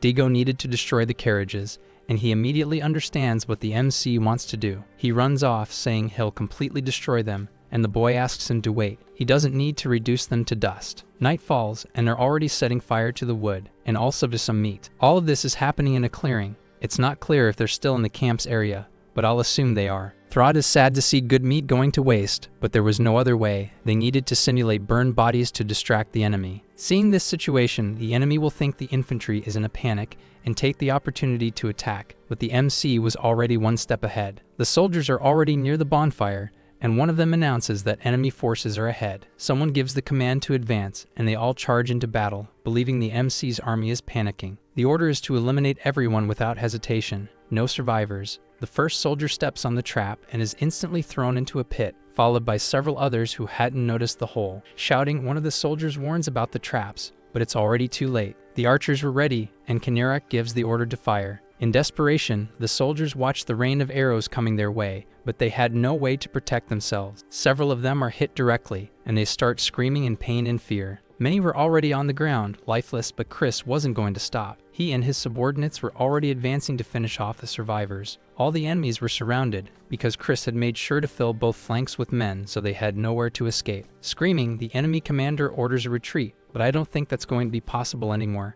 It was too late. The small detachment was completely surrounded by enemy soldiers. In front of them, a giant trench. They had lost. The chapter begins with a bloody battle. Even surrounded, the 8 Gates wouldn't surrender easily and were managing to eliminate some of their enemies. They started to feel confident they might win that battle, or at least hold out until reinforcements arrived. 2 soldiers stood facing each other, one from Chris's army, shocked to be there. The 8 Gates soldier, taking advantage of the opportunity, moved in to finish off the terrified man, who tried to protect himself. A sword pierced through the back of the 8 Gates soldier as if it were nothing. Are these armors made of butter? The soldier is saved because of it. Frightened, his comrade asks if he's okay, and he thanks him. Before the other soldier can even accept the thanks, an arrow hits him in the chest, killing him almost instantly and terrifying the one who was saved. His spear falls to the ground, and he starts to panic, blaming himself for getting his ally killed. Someone yells at him, asking what he's doing, while he's on the verge of tears. Chris is standing in front of the soldier, yelling at him to pull himself together. They were in the middle of the battlefield. With a trembling voice, he says Chris's name, and the MC asks if he's a child, by any chance. If he survives this battle, he'll be able to see his family. Couldn't he understand that? Calming down, the soldier starts remembering the wife and child he left behind in his hometown to join the war. He quickly pulls himself together and charges forward, while Chris watches him return to combat. Even so, Chris was worried. The enemy was proving stronger than he expected. Could they really hold out until the 5th Infantry arrived? They didn't necessarily have to win that battle, just make the enemy retreat. The battle was fierce and bloody. Focused, Chris draws his throwing knife, aiming at the high-ranking soldiers. The enemy commander is hit in the neck, throwing the other soldiers into despair. Their morale would likely crumble after that kill. Somehow, Chris managed to sow chaos among the enemies, but 2 heads fly past him, and they appeared to be allies. Shocked, the MC wonders what the hell that was and turns around to understand the situation. Kinnerock was fighting with all he had against the soldiers, but it still wasn't enough to subdue them all. He hadn't arrived at the battle fast enough since he had been with the archers earlier. Something was strange about those men. They were only matching attacks, not countering. Were they just trying to wear them down? The commander starts to feel uneasy and wonders why they were doing this. Why weren't they attacking? 2 men are sent flying behind the commander, and their screams draw Kinnerock's attention. A sword swings upward, and with just 1 strike, slices an allied soldier in half, leaving the other in a panic. There was a giant in the 8 Gates army. The soldier who saw his friend split in 2 screams that there was a monster among them. Kinnerock yells for him to get away from the giant, but before he can approach to help his subordinate, the enemy finally attacks. He parries the strike, while the soldier demands to know where he thinks he's going. The 8 Gates' goal becomes clear. They were just stalling for reinforcements, and that was a huge problem. Only the commander could stop the monster. Alert to his surroundings, the commander notices the screams behind him have stopped, and he wonders if someone is facing the giant. He asks himself who it could be. Chris is standing before the monster, spear in hand. This shocks the commander. He begins to remember that chill down his spine he had felt before. This guy was without a doubt on the level of a knight. He was far too strong. The monster says that the boy in front of him didn't seem like a bad person, since he wore a pauldron even at such a young age. Saying he wants to see what the boy is made of, the monster charges with abnormal speed, and Chris doesn't even have time to react. Even so, he manages to block the attack at the very last second. This leaves the giant slightly impressed, but seeing that he's a Decurion, he says he wants to see how long the MC can last in this fight. Lin was nearby, and the monster notices his presence. He quickly dodges the MC and rushes toward the archer. Chris panics, praying that Lin gets lucky and manages to escape the giant's attack. Before the enemy can reach Lin, flames appear by his side, and he quickly senses the danger. This guy is really fast. Digo charges at the enemy with his shield at full force, trying to keep him from reaching Lin. The monster dodges the attack and stands still, waiting for the boys. Worried, Digo asks if Chris is okay, while the monster simply observes the situation. Grateful, Chris tells Digo to drop his spear and use only his shield against the enemy. The 3 of them are ready for battle. Chris with his spear, Digo with his shield, and the monster with his sword. Concerned, the MC warns Digo that the man is at night level, so they need to be extremely careful. Annoyed, the man thinks the boys are underestimating him, as if they were enough to take down someone like him. Enraged by the insult from these 2 kids, the monster charges at them, shouting that he'll cut them to pieces. The man's leg bleeds a little, and he realizes he can't ignore that injury during the fight. Even so, he approaches them with impressive speed. Chris shouts for Digo to block. The boy quickly raises his shield and manages to pull off a solid defense, even though it was really tough for him. Shaken, Chris tells him to hold steady so he can try to flank the enemy from the sides. Making a quick move, the giant changes his target to the MC, saying he screams louder than Asta,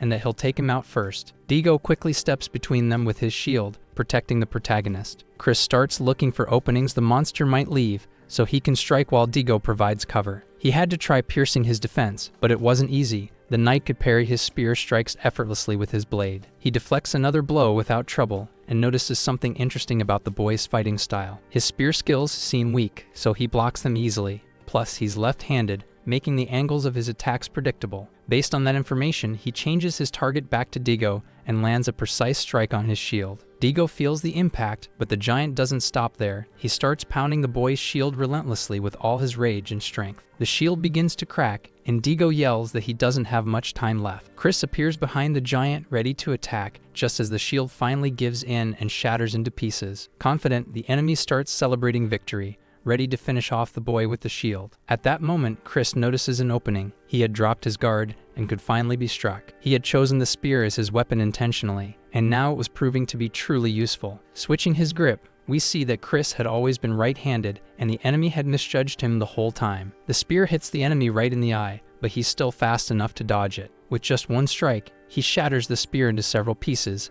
as it was already heavily damaged. Chris is on the ground, looking at his arm, which is completely broken and bent at strange angles. Furious, the monster screams and curses at the protagonist, already swinging his sword directly at him. Digo shouts in despair, but something strange suddenly happens. Chris's arm is surrounded by a green aura and is completely healed in an instant. The system announces that his experience points have reached the required threshold and the settings will be reset. Chris dodges the knight's blow without thinking too much. His body now feels as light as a feather, making him much faster, and his arm is fully recovered. He grabs what's left of the spear. The knight's leg wound starts bleeding again. He charges at the protagonist, trying to strike him with his elbow, but Chris easily blocks the attack. This frustrates the giant, as he couldn't unleash his full power due to the injury on his leg. Before he could act again, or think too much, a swift move from Chris hits him directly in the neck. Digo watches this scene in awe and begins to shout Chris's name. Kanarok looks in the direction of the shouting. The giant was lying on the ground, and Digo was yelling that Chris had won the fight. Curious, the commander wonders how he managed to do that, but Fatal informs him that the 5th Infantry had finally arrived for support. Fortunately, they had shown up too late. Soldiers from the 7th Infantry were already celebrating their victory over that 8 Gates detachment. The two commanders meet and begin to stare each other down. The 5th commander was named Madri, and he tells the 7th Infantry to return to HQ. Kanarok's only response is to comply. He would gather his subordinates and finally return to the main division. Madri asks if Kanarok was the one who defeated the giant,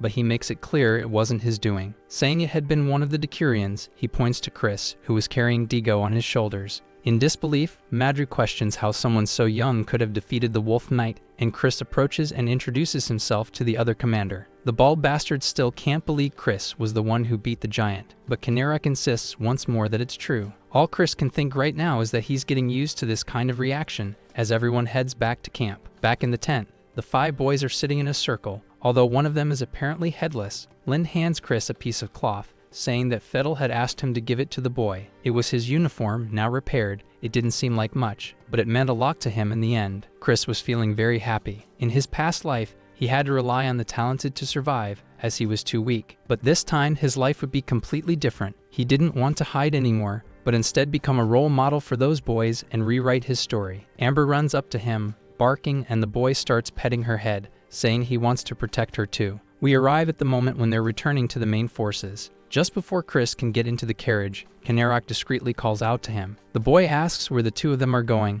and the commander says they're headed to the 3rd Oda. Here on Earth, we only have 1 Oda. They have 3. Incredible. Odas were the best commanders in the army that Chris was part of. He was excited to meet one of them. He remembers that in his past life, he only left the infantry after the incident with the White Demon, and he knows who the current 3rd Oda is. Standing before him was none other than Wei-Hain, the eldest son of Baron Ludwig. He seemed amused by the fact that it had been just a boy who defeated the famous Wolf Knight of the 8 Gates. In any case, now that the 2 heroes were there, he wanted to make an announcement. In recognition of the 7th Infantry, Kanarok would be unofficially promoted to battalion commander, and he says it is an honor. Chris remains silent but thinks it's understandable that such a feat wasn't enough for an official title. Interrupting the MC's thoughts, Wei-Hain calls his name, startling the boy and prompting an immediate response. The Lord greatly appreciated his contribution in the fight against the White Demon and also in defeating one of the 8 Gates leaders. Therefore, from now on, he would be unofficially named a Centurion of the army, which gave him authority over 100 soldiers,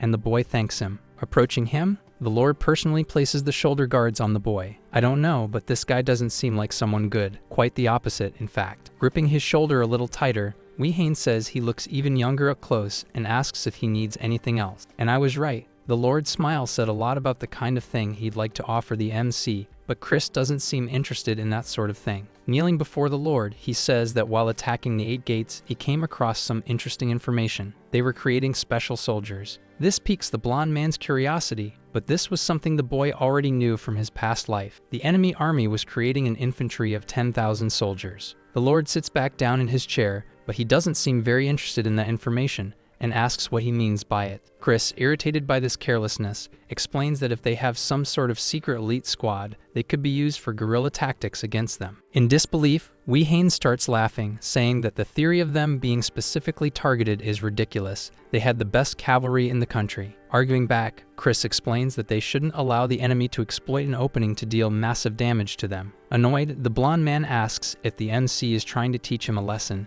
and the boy realizes he's gone too far. He kneels and apologizes. The boy explains he was only concerned about his lord's safety, and the man quickly accepts the apology. Chris says he has a plan to end the conflict in just a few days and asks for permission to explain it to the Baron. He could punish him later if needed. Smiling, convinced, the Baron allows the boy to speak his plan and says he will personally punish him later. What a strange thing. The plan was to launch a surprise attack on the enemy's supply routes, which would force them to end the conflict earlier than expected, using their elite squad. Curious, Wei-Hein asks how he plans to deal with that special squad, and Chris answers that he'll form his own elite squad with 100 soldiers. If they succeed in destroying the enemy guerrillas, their morale will collapse and victory will be within reach. The meeting ends, and we jump 2 days into the future. A golden boot steps on the grass. Kanirok and another soldier observe carriages moving along a road. They were acting just as the boy predicted, and attacking these routes would be ideal. Shouting, the commander sends the troops to attack, saying they must not forget their objectives. The army charges the carriages at full force,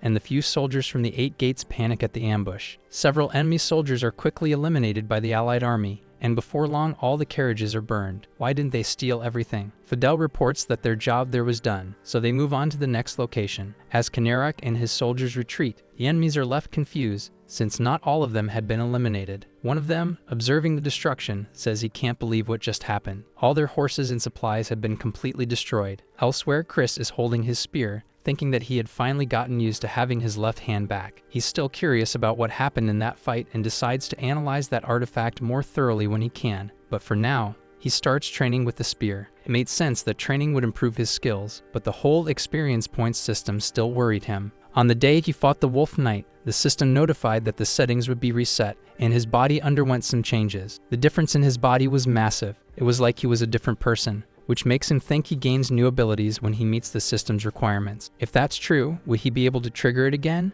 The past flashes in his mind. He was talking to someone, asking what he meant by talent when he said he would show his sword technique. A man stood before him, sword in hand, saying it was a bit hard to explain with words. He picks up a piece of log with one hand and says he'll give an example. With extraordinary strength, he throws the log high into the air with ease. Chris starts observing the object's trajectory, but something soon catches his attention. The sword in the man's hand spins at an impressive speed. The log begins descending in a straight line. Quickly, the man performs 3 slashes in different directions with the sword before the log hits the ground. The log then breaks into several pieces, leaving the MC stunned by the technique. He then explains that, in his view, talent is the ability to see a technique and copy it quickly. This guy is basically the Kakashi of the multiverse. Curious, the man asks if he could do something similar even with just one arm. Looking at the sword, he says what he had was mastery. Back in the present, in his new life, he looks at the small log in his hands. He was no longer the cripple he once was. Chris tosses the log into the air, which spins upward as he prepares with the spear footwork in motion. He quickly starts spinning the spear at an incredible speed, as he wanted to acquire that talent.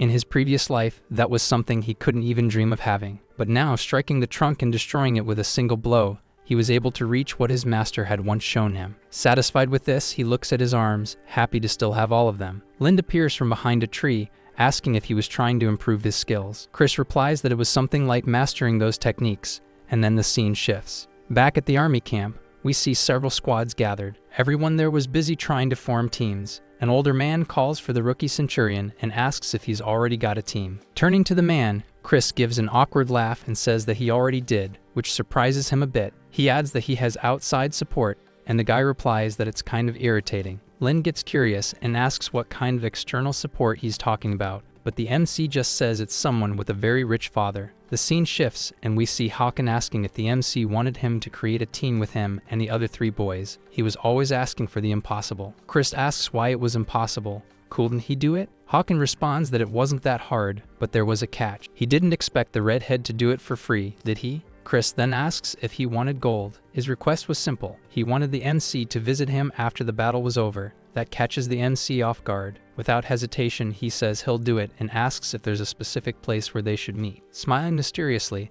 the redhead says he doesn't need to worry, because the place they'll go to will be created soon. We return to the camp. Chris is with his 3 friends and says that today they'll go back to training as usual. Lin would be working on his aim and archery. Meanwhile, the other 3 would charge at the target and attack. Axe, who now goes by Dako, would close the distance to the target and distract it. At the same time, Digo and Chris would strike from behind, moving as one. It was a simple and effective strategy they'd been using for the past 4 days. Digo was curious to know if this would really work. Throt was still in the hospital, injured, and now there were only 4 of them. But the MC was confident. Chris aimed to show strength and reliability to the others, because without proving himself, no one would trust or obey a mere 15-year-old soldier. Someone gets the troops' attention, announcing that the 8 gates had begun to move, which makes the MC realize their ambush had been effective. The order is given to launch the attack, and the chapter ends there. Wehane and Madry stood in front of the army, calm and confident. On the other side, we see the enemy commanders, the 8 gates. They were also standing still. The numbers there were staggering. 2 armies facing each other, ready for a bloody and historic battle. All Digo can say upon seeing the scene is, wow, clearly nervous about what was happening. Lind asks if their numbers are around 3,000, and Chris confirms it. One of the soldiers is shocked to see that the MC's squad has only 4 people, but he says he'll stay in the rear. Even so, they were confident. From the soldiers' analysis, some of the enemy troops were already injured, as they had to rush to get there. Some allied soldiers were joking around with each other, while others were praying to God to protect them in the coming battle. The emotions there were mixed. The 7th Infantry had only 100 soldiers, but now they were in the middle of the Guj army. Chris, confident, thinks to himself that nothing would change. They would fight, protect, and defeat their enemies after today. The commander then finally gives the order for the armies to march toward battle. Without delay, the enemy army hears the same command, and all the soldiers charge into the fight and meet in the middle of the battlefield. That day would be the last for most of them. Chris tells his team it's time to retreat for now. They needed to break formation for the moment. The Guj cavalry charges at the enemies, who begin to be crushed by the force of the horses. This makes the allied soldiers extremely arrogant, thinking that the battle would be won easily just because the terrain was flat and favorable. Something flies by at an incredible speed through the soldiers, eliminating them with ease. The armies ran toward their ultimate end. Some were pierced by spears, and others were cut down by swords. A soldier in silver armor with an X-shaped scar on his forehead appears in the middle of the battle. He belonged to the 8 gates and advanced with his platoon toward Guj, who shouted for them to block the enemy's advance. This man didn't seem ordinary. With a longer sword swing, he creates an explosion in front of him. After blowing through the Guj army's barrier, he yells for the Faltis soldiers to charge with him. It was time to show what true terror looked like. Chris notices that the atmosphere of the battle had drastically changed. The elite soldiers had finally arrived, and they would not be easy to deal with. Looking at his friends, the MC gives them the signal to get ready, because they were now fully entering the fight. The 8 Gates guerrilla group had been right in front of the Circan troops for an hour. They would need to take a detour and attack from behind. Looking back, the commander informs them that the enemy's elite squad had entered the battle. Madry orders that the Circan elite soldiers also be deployed to the battlefield now. Slowly, the tide of battle was changing as more Circan soldiers were quickly eliminated by the elite squad. Laughing, the man with the X-shaped scar asks if they really thought those regular soldiers could stop the Faltis warriors. Now he would show them the difference in level and prepares to massacre even more soldiers. The power of that man was incredible. Each sword swing he made caused an explosion that knocked down several soldiers. The 8 Gates soldiers begin laughing, saying the Circans are too weak and would be destroyed by them, who would become the heroes of this battle. Lind, who was also in the middle of the battle, tells Chris that there are only 50 elite soldiers on the enemy's side. Understanding the information, the MC commands them to initiate a blitz attack. They would take them down one by one. One of the Faltis looks back and shouts to the commander that there are some issues in the rear. The commander doesn't care about it. It's better to leave them behind and keep advancing. Before they could move further, Chris's group appears, eliminating the Faltis warriors one by one. Axe slashes the first one's neck. Furious, the commander charges to eliminate the group, but Chris and Digo are already taking down another one. Lind, with a single arrow, lands a perfect shot inside another soldier's helmet, killing him instantly. The enemy commander kills another Circan soldier, slicing him in two. Looking back, cheerful and laughing, he yells to encourage his soldiers, saying they are the true heroes of the battle. Quickly, he notices something strange behind him. His entire squad had been wiped out without him realizing it. Chris was stepping on the last soldier to pull his spear from his body. Looking at the commander, he prepares to finish his mission. The two lock eyes, with the commander shocked by what had just happened. A soldier appears behind the scared commander, informing him they received orders from higher-ups to retreat immediately. Furious, he yells, asking how the hell this happened. The enemies begin retreating, and the Circan soldiers report the escape, urging them to eliminate as many as possible before they can get away. Confused, the Circans wonder why the hell they're fleeing, but for Chris, it's obvious. The commanders that were there had already been killed. That was the opportunity the MC had been waiting for, so he starts shouting, introducing himself as Centurion Chris. Curious, the soldiers turn their eyes to the boy. He yells that he defeated the White Demon and that he was the commander of the squad that took down the enemy elite soldiers. Finally, he shouts for the Circan soldiers to rise, for they had achieved their objective. Raising morale, he asks who will fight alongside him. Chris, the savior, while everyone there cheers in agreement to follow his command. The battle wasn't over. The chapter begins with a soldier from the 8 gates attacking Chris. He easily dodges the spear strike. Now he could see everything clearly. All the movements he once couldn't even imagine in the past were now easy for him to visualize. Extremely satisfied with the changes he felt in his life, Chris eliminates the enemy soldier with ease using a spear strike. Before finally falling, the soldier tries one last attack, but once again the MC dodges effortlessly. Taking advantage of the backward motion, the boy pulls out his throwing knife to use against the enemy. The throw is perfect,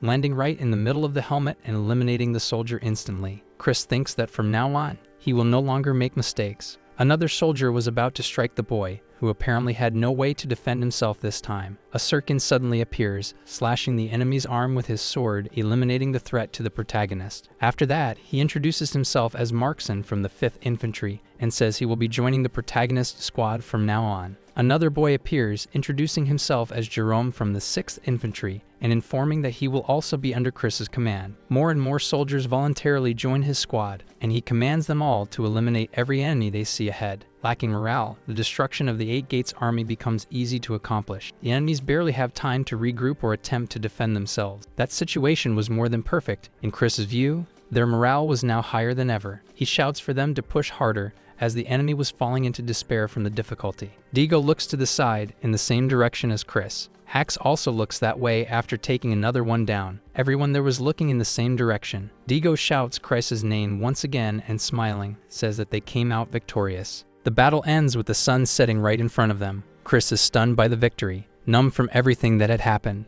Losing strength in his legs, he begins to stagger, but is caught by the shoulders. Falling backward, Hawken was there, holding him to keep him from hitting the ground. Chris looks up confused. He smiles at the MC and says he did an excellent job. In a tent far from the battlefield that had just ended, an enemy soldier informs the commander that Faltus has just returned. The commander rushes into the tent. He is greeted warmly by the leader, who asks how it felt to return home after completing his mission successfully. With a tired face, Faltus doesn't answer his superior's question, which leaves the man confused. He kneels before the other man, saying that he doesn't know why, which confuses the man even more as he asks what he's talking about. Faltus then says that only 12 men from his battalion returned, shocking the man, who asks how that happened. In desperation, Faltus says it was all because of that boy, but the man didn't know who he was talking about. The terror on his face gave it away, and then he explains that it was a young soldier with blue hair. He was the one responsible for the losses they suffered. Far from there, Chris was waking up in a bed, wondering where he was. Markson is grateful that he's awake and explains they are in the tents on the inner front. Jerome leaves to inform the others that he has woken up. The MC then asks if the battle was successfully concluded, and Markson replies that yes, the 8 Gates forces were forced to retreat. It was a great victory. Amber jumps into his lap, and Chris is happy to see his dog. Markson praises her loyalty and intelligence to the MC. Leaving the tent, he says that the two of them need to go to an event that was being held for everyone. Outside, Markson asks if he would like a carriage, but Chris says he's fine and can go on horseback as usual. On the way to the event, Markson compliments the MC for riding so well. The boy laughs and says that in his village, he was known as the horse master. After some time riding, Markson informs him that they've finally arrived. Looking at the place below him, Chris sees a platform in front of several Sirkin army soldiers. The flag of a castle wall waving in the wind, in blue and yellow colors. It's the flag of Ukraine, but inverted. Chris thinks that flag could only mean that someone very important had been invited to be there with them. A man steps onto the platform. He is imposing. His blue eyes shine even in the sunlight, and he held great power, for he was Baron van Ludwig. He then declares that it's time to begin the award ceremony. Among all the participants of the most recent battle, there was a promotion to Centurion and a reward of 5,000 coins for Chris's soldiers. This makes the MC very happy, and on top of that, Kinerak was also being called to the podium. The Baron recognized his contributions too, such as attacking and destroying the enemy supply routes. Now he would return to being an official knight. Chris notices that someone there didn't seem pleased to see the commander's promotion. Kinerak doesn't seem happy with the promotion either. He just looks down in resignation. The commander then says he no longer deserves to receive that title again since he had already lost it, so he'd rather be rewarded only with gold. Madri is shocked to see that, and Chris is also confused by his commander's decision. Bowing, he apologizes for his harsh words, but the Baron says that if that's all he wanted, then it would be done. Van Ludwig then raises Kinerak's reward to 5,000 gold coins, and cheers erupt over the Baron's generosity. Chris is also called to the tribune, for having stolen the enemy's supplies and for his immeasurable contribution in the fight against the White Demon. He would also be rewarded. In addition, he had also led and united the Circan soldiers even in such critical times. All these feats earned the protagonist a Medal of Merit, which was placed on his chest by the Baron himself. He congratulates the protagonist for his excellent achievements, and the boy feels grateful for his lord's recognition. Curious, the Baron asks him if he has no desire to rise even higher. His ice-colored eyes seem to pierce right through the protagonist. Chris realizes that the Baron is very shrewd, but pretends not to understand and asks what he means by that. Ludwig then, with his austere aura, asks what it is that he truly desires. That was the protagonist's chance. He had risked his life countless times just to remain a centurion in the army. He would never let this opportunity slip away. Smiling, all he can think is that he wants to move forward. Chris, without hesitation, asks to be knighted. The wind passes between the two of them, lifting their garments and adding weight to the request. Silence falls over the place. No one could believe the audacity of the boy to make such an absurd request. Outraged, the Baron's eldest son prepares to shout something, but Hawkins seems to be enjoying the situation. The other soldiers begin to chant Chris's name and call him a knight, as if rooting for his request to be granted. Remaining serious, the Baron says it's not a bad request, but wonders if that really is his greatest wish. Accepting it, he then declares that by the powers invested in him by His Majesty, he would promote Chris to knight under the Baron's authority. The crowd's chorus is deafening, and they shout "Knight Chris" over and over while he gives a shy smile. Looking to the side, the protagonist sees Hawken walking away and pointing to where the boy should go to meet him. Arriving at the place, the redhead in a carriage congratulates the MC for reaching the promotion he desired, but the MC knew that wasn't all he wanted to say. That way the protagonist talked and acted always amused the redhead, and he says the MC really never changes. Apparently, he wanted to give the MC some advice. He should look for a group called Centuria when he returns. Chris then says that if it's not urgent, he won't look for them right away, and Hawkins says he can do as he wishes and bids the boy farewell. Night falls, and all the soldiers are celebrating with joy the victory they had achieved in the past few days. A little further away are Chris and Commander Kanerak. The protagonist is curious to know why he had rejected the chance to return to the position of knight, but he doesn't answer immediately. Instead, Kanerak takes a moment to observe the boy. In the end, he says that no matter how much he looks at Chris, he doesn't seem like more than an ordinary soldier, and that statement confuses the boy. Kanerak asks what Chris's relationship is with Hawken, and the boy asks if he's drunk, but says he'll never drink again. Curious, Kanerak asks what he plans to do now that he's decided to side with Hawken. The MC replies that he doesn't even know what he's going to do yet. After a brief moment of reflection, he looks at Kanerak and asks if someday he were to call for the commander, would he come? Kanerak thinks for a moment but quickly responds that at any moment he would answer his call. The next day arrives, and the boys finally return to the city. This was the city of David. Lind is shocked to see that place. He had probably never been there before, since the two of them were from a small village. One of the boys asks the MC exactly that, and he explains that he's lived in a small village his entire life. Approaching Lind, Chris tells him to stop acting like a hillbilly, and Lind complains that he's getting lectured by another hillbilly. The other boys already seem used to that environment. One of the soldiers approaches Chris and informs him that there are dormitories for knight apprentices nearby. He's not interested in going there. He prefers to stay somewhere more comfortable with his friends, so he heads to one of the tents. Chris had no reason to go to the knight's dormitory now. Going there would only bring him trouble because of the jealous ones who would see someone so young in that place. Either way, he would still have his own space in one of the soldiers' tents, and that was already great. Even so, he thinks it's not like he's going to stay there for long, so he wasn't too concerned about it. Throwing himself onto the bed, he tells himself it's time to rest first, and now I'm wondering where Amber is. After a while napping, the MC wakes up and stretches. Now he was ready to go wherever he intended to go. Leaving the tent, someone calls out to him. Chris looks back to see who called him, and it was Digo, saying he wanted to discuss something with him. The boy asks him to wait a little because he had to visit a place first, and Digo agrees. Leaving the city, one of the guards questions the boy, asking where he was going, but Chris simply says he's heading into the city for a bit. The position of knight apprentice gave him a certain freedom that regular soldiers didn't have, and he was pretty satisfied with that. Getting to where he wanted was faster than expected. In less than 5 minutes, he was already in the city's commercial center, and the shops were great. Reaching a pharmacy, he enters. Inside, someone notices his presence, but all the MC thinks is that it had been a long time since he last smelled herbs that strong. The clerk asks if the boy was lost. Ignoring the man's question, Chris asks if he had a medicinal herb called White Finger but the man doesn't seem to know it. Chris explains that this herb has long leaves and grows in dry, dark places, which helps the pharmacist understand what he meant. He knew that in a few years this herb would be widely recognized as a kind of anabolic booster, and that's why he wanted it. Chris makes an offer. Curious, the clerk asks what kind of deal could be made with a mere soldier. The boy then explains that he will pay 1 copper coin for each white finger herb. Uninterested, the man says that's too little, but Chris says that in the second month, he'll pay 2 copper coins per unit. That still wasn't enough to get the man's attention, who says he won't do that much work even for that price and tries to dismiss the MC. Serious, Chris improves the offer and asks what he thinks of being paid 5 copper coins per unit. Finally, the merchant's attention is in the boy's hands. He grabs his hands and says he'll start gathering the herbs he wants starting tomorrow morning. Someone appears suggesting they settle the payment at 4 coins. The pharmacist protests that he had already agreed to 5. The one who proposed the reduction was a woman, saying that a long-term relationship essentially requires the customer's trust. Agreeing to the payment of 4 coins, he receives an advance from Chris, who was eager to get those specific herbs. His first objective of the day was complete, a way to obtain white finger, and now only one thing was left to do. The waning moon shone brightly in the sky. Digo and Chris were walking down a dirt road in the middle of the forest. Chris asks what he wanted to talk about, and Digo asks what the boy's ultimate goal was. He replies that his goal for now is to return to the tents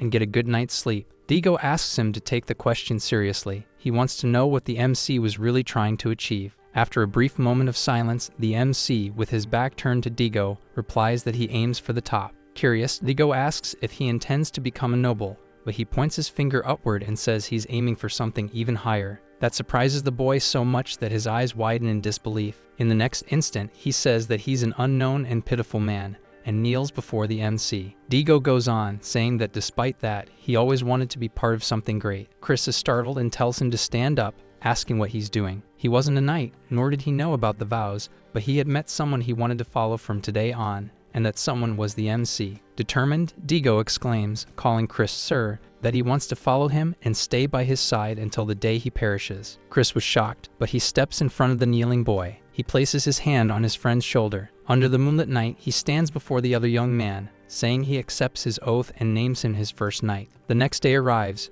Chris is beside a tree, observing the field, which is quite large but still more organized than the 7th Infantry. On one side, the knights are training, and Digo had been accepted into that place. Chris wonders if he'll be okay there. That wasn't important. There were far more important things for him. The most interesting place he had in mind at that moment was the medicine storage in the tents, where all the herbs he wanted were kept. Unfortunately, he wasn't yet authorized to access that place, since he was still an apprentice, so he needed the administrator's permission. Someone appears behind Chris, startling him, saying it was obvious he had a lot of free time. A bald old man, who looked like a discount Wolverine, introduces himself as Streak, the head of that military camp. Chris introduces himself and says he's a knight apprentice. Streak calls him to come along, as he had something to discuss with the MC. Chris wonders if he'll be able to convince him to let him operate the storage. Already in the commander's office, he says he'll get straight to the point with the boy. He wasn't interested in keeping lazy people inside his training camp. It didn't matter who he was, hero, savior, or even the Baron's illegitimate son. There he was a nobody. The MC starts to think strange rumors are being spread. Being a knight apprentice allowed him to leave the camp to find a knight to follow, but if he wanted to stay, there would be rules. The first thing he would need to do was prove to everyone there that he was worthy. Confident, Chris says that if he places 100 knights under his command, he'll show the commander who he really is. Streak, annoyed, asks how old he is. Chris replies that after the next winter, he'll be an adult. The commander slams the table and starts yelling and cursing at the protagonist. He would never entrust his soldiers to someone as arrogant as him. There were rules in that place, and he had to follow them. If he wanted it, he'd have to prove himself in a duel. Without losing composure, Chris says he understands and asks to fight against 3 opponents instead of just 1. That would be enough. That makes the chief angry. How could he want to fight 3 soldiers at once? Streak says that 1 opponent will be enough and schedules the duel for the next evening, but Chris immediately refuses, even while respecting his superior. The scene changes and we see Lind asking if the MC really requested something like that. He'd make a new enemy this way, but the MC says it's fine. First of all, he knew his opponent's name was Peeler, and he was quite famous for never having lost a duel until now. Chris tells Lind that even so, he lacked real battle experience, and Lind agrees, but it's still worrying since he's won 10 duels. While training with his spear, Chris asks if that really matters. The system reports that his spear mastery had increased to 32. His biggest concern was still his mastery points, more than the duel itself. Lost in thought, he figures that the points he earned on the battlefield weren't enough, and he was no longer increasing them. Unexpectedly, it begins to snow where the boys are. The winter had finally arrived. The day of the duel finally comes. Chris and his opponent are standing across from each other, both armed and ready to fight. Peeler says he won't go easy on him just because he's an apprentice. Chris, still confident in his victory, says that's exactly what he wanted to hear from his opponent. Bets were already being placed, all in favor of Peeler. The knights were discussing the physical build of both combatants, but none of them seemed to believe Chris could win. Lin says this duel will end quickly, and Digo asks if he really thinks so. Some even change their bets to favor Peeler even more. Peeler analyzes the boy and sees that he's right-handed and has a build similar to Digo's. Apparently, that caught his attention, and he wants to see the MC in action. Chris then looks down, slightly confused about something. The ground of the duel site has a thin layer of ice that had formed after the previous day's snowfall. Streak announces that the winner of the duel will be the one who disarms the opponent or makes them admit defeat, then declares that they may begin. Peeler steps forward, saying he will strike first,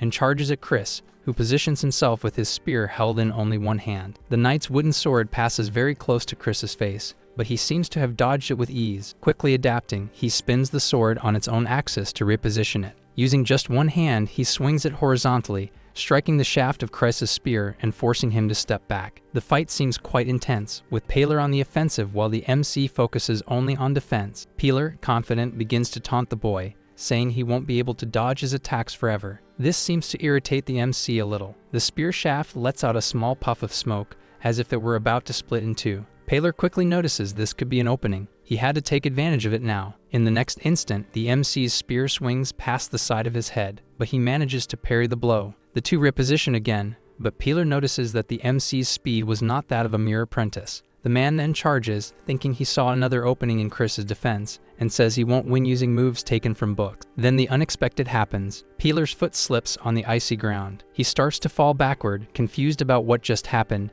and Chris takes the opportunity to advance and finish the opponent with his attack. With the spear's shaft, he strikes Peeler's hand, making him drop his sword. Chris then sweeps his leg to finish knocking the man down. Peeler hits the ground with the full force of gravity, but he doesn't seem to have given up. Unfortunately for him, it's too late. The tip of Chris's wooden spear is already aimed at his face. Chris is then declared the winner of that duel, and he tells the other knight that countless variables exist in a real battle. Leaving the area, the MC passes by Streak, asking if he can use the medical supply room now. Convinced, the commander closes his eyes, resolute, and says he can indeed use the place he wants. While Digo celebrates the MC's victory, Lind watches from afar, seeming a bit worried about Chris. Now in the storage room, the MC admired all the herbs he found there. With all of that, he had everything he needed for what he planned to do. Those herbs were about to be thrown away for seeming useless, but the MC asks that from tomorrow on, all of them be brought to him. After finishing his day, the MC goes to a huge bathtub made just for him, and that made him quite satisfied. The Baron was treating him well. He starts adding some herbs to the bath with a technique not even his old master knew, but that could help him get stronger. While soaking in the tub, he still thinks this entire process wouldn't take less than a year. Sinking a bit deeper into the water, Chris begins to go over the day's events in his mind. No matter how good he was with the spear,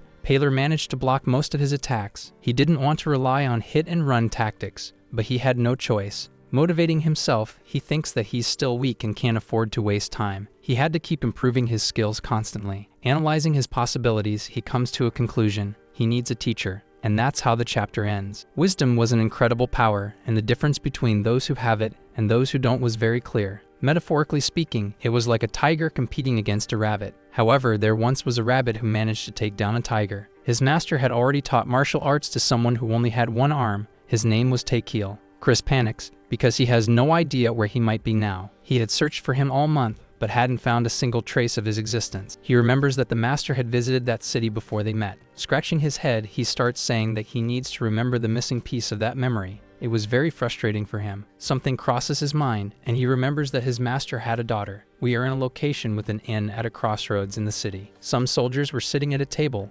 talking, while the innkeeper was at the counter cleaning glasses. The MC and the boys were at another table. Lin says it's been a long time since they last went out somewhere. Dako complains that the beer tasted terrible. Chris teases him, saying that now he's able to speak full sentences, and the boy says that Lin was his teacher. Looking around, he starts to notice the presence of a few women there. One of them could be Master Teaquil's daughter. One girl at the flower shop and another at a porcelain store. The last candidate he had in mind was a girl named Ellie who worked at that inn. Approaching Chris's table, the girl asks if he wanted the usual, and the boy replies that he wants 4 servings today. He remembers that his master's daughter was supposed to have magnificent eyes, so the chances of it being Ellie were quite low, even though she was very pretty. Dako complains once again about the taste of the beer, and the girl says that if he complains again, he'll be thrown out, so she couldn't be the master's daughter, as she was too temperamental. Someone knocks on the door of the inn and opens it. Chris looks back to see who's coming in. A man with short grayish hair walks into the inn. The MC thinks he arrived early at that place and seems satisfied. The one who had just entered was none other than Teaquil. A woman at the counter asks if he wants food or a room,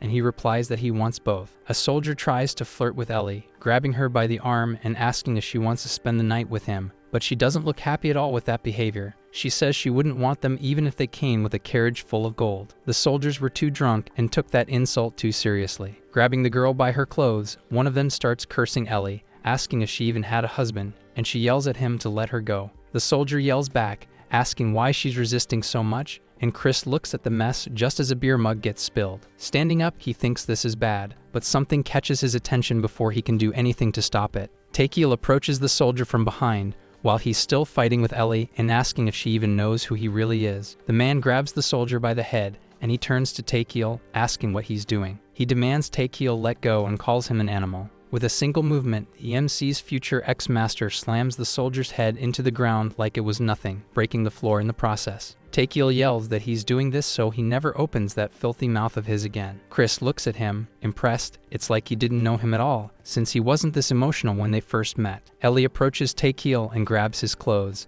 asking him to stop causing trouble there. Shocked, Chris understands the situation. Ellie was really his master's daughter. The other 2 soldiers get up from the table, cursing Teaquil. They were probably going to fight him too. Chris calls for Digo, who immediately appears in front of the 2 soldiers still standing. They yell at him to get out of the way. Teaquil puts his hands on his robes, but Ellie says they're capable of handling the inn's problems on their own. Nervously, she says he doesn't need to take out anything he's hiding in his clothes. Looking at Chris, Teaquil asks if he wants to fight and says that if he takes one more step, he'll cut him in 2. Chris then says there's been a small misunderstanding and introduces himself as a knight apprentice. The 2 soldiers recognize Chris's name, and then they recognize who Digo is. Digo introduces himself as a centurion, and that stops the 2 soldiers from doing anything. They apologize for not recognizing him in casual clothes. Chris talks to Teaquil, explaining that the city is under the command of Baron Ludwig and is a territory with very strict military rules. If someone dies inside that inn, the owner and Ellie would be held responsible. Teaquil seems to understand the situation. Ellie approaches the MC and thanks him for his help, saying she owes him one. The MC's master then leaves the place. Annoyed, the girl says it's amazing how he causes such a mess,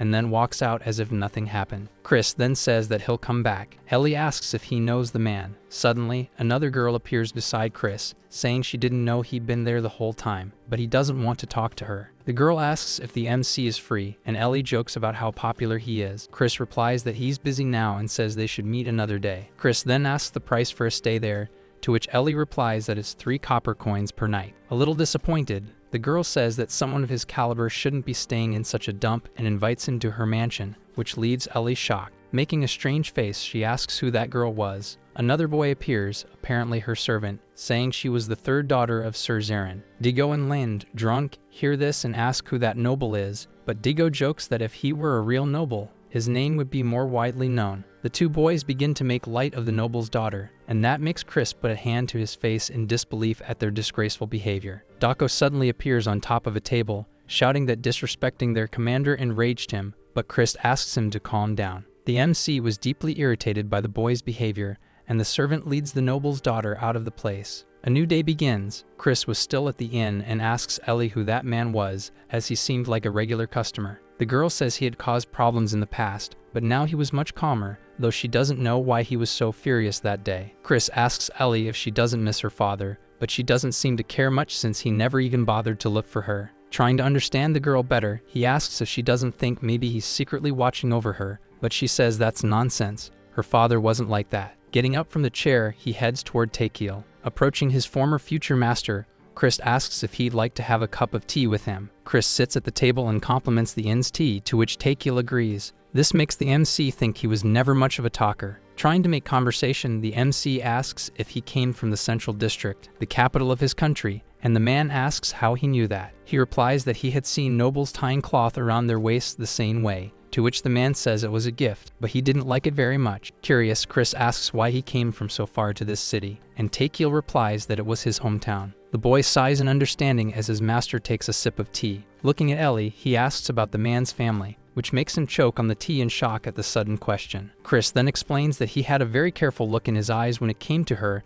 and asks if she was his daughter. This shocks the man with how observant the boy was, and immediately the MC calls out to Ellie, scaring the old man. The girl comes over, and the MC says this man had something he wanted to say to her as he gets up from the table. He says he's leaving, and Ellie starts to look at Teaquil, but he remains silent. As he's walking out the door, the protagonist hears a scream of disbelief, ending the chapter. Somehow, we return to a second conversation between Teaquil and the MC, both at the table with steaming cups of tea. Chris says he wants the man to teach him the art of wielding weapons. He explains that he is a knight apprentice but has no instructor. The man then asks what he means by that. The boy says it's exactly what it sounds like. Despite his promotion, he still didn't have a knight to follow, but in truth, he had turned several down. Chris was determined to follow someone who wasn't ordinary. He wanted someone who could teach him the power to control the entire continent. Teaquil says that's not too hard to achieve. Besides, he owed the protagonist, so he seems inclined to accept the request. But he still had one question.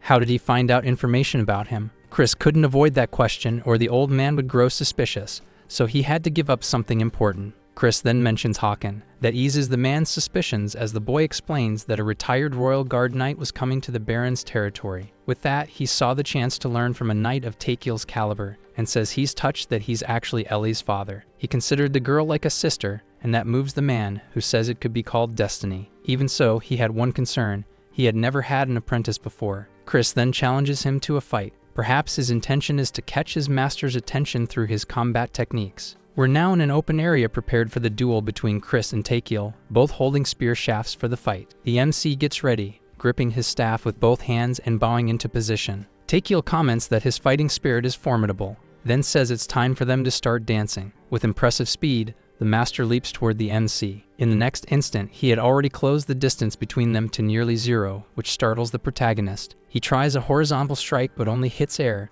Teaquil had already vanished from in front of him, positioning himself at the MC's blind spot. Teaquil prepares to strike, but the MC had already noticed his presence and turns to face him. Unbothered, the man delivers a clean blow to the protagonist, who manages to block it, but the impact on his body is immense. Chris is thrown several meters back, but he's still intact. He manages to stop, falling to his knees, but can't hold back a scream of pain. Teaquil provocatively asks if all he has is that self-confidence. Shocked, the MC realizes that his speed was immeasurable. It was nearly impossible to dodge his attacks. Without giving the MC much time to think, the master once again closes the distance for another strike. With several rapid direct attacks, the MC has no time to react. It felt like he was holding multiple spears and striking with all of them at once. There was no way to block them all. Of the three moves the man performed, one lands squarely on the MC's chest, causing another massive impact. Planting his foot on the ground, he thinks that he also knows a few tricks, but now wasn't the right time to show his skills. This time, Chris is the one who charges forward. What he wanted to show his master was something else. The Temu version Kakashi, that is, the protagonist manages to copy Teaquil's technique, even if with less speed, and that catches the old man's attention. He asks if the MC copied him. Chris responds that he saw it with his own eyes. He was showing the master his potential. Teaquil becomes genuinely interested in this ability of the protagonist, and Chris simply observes him.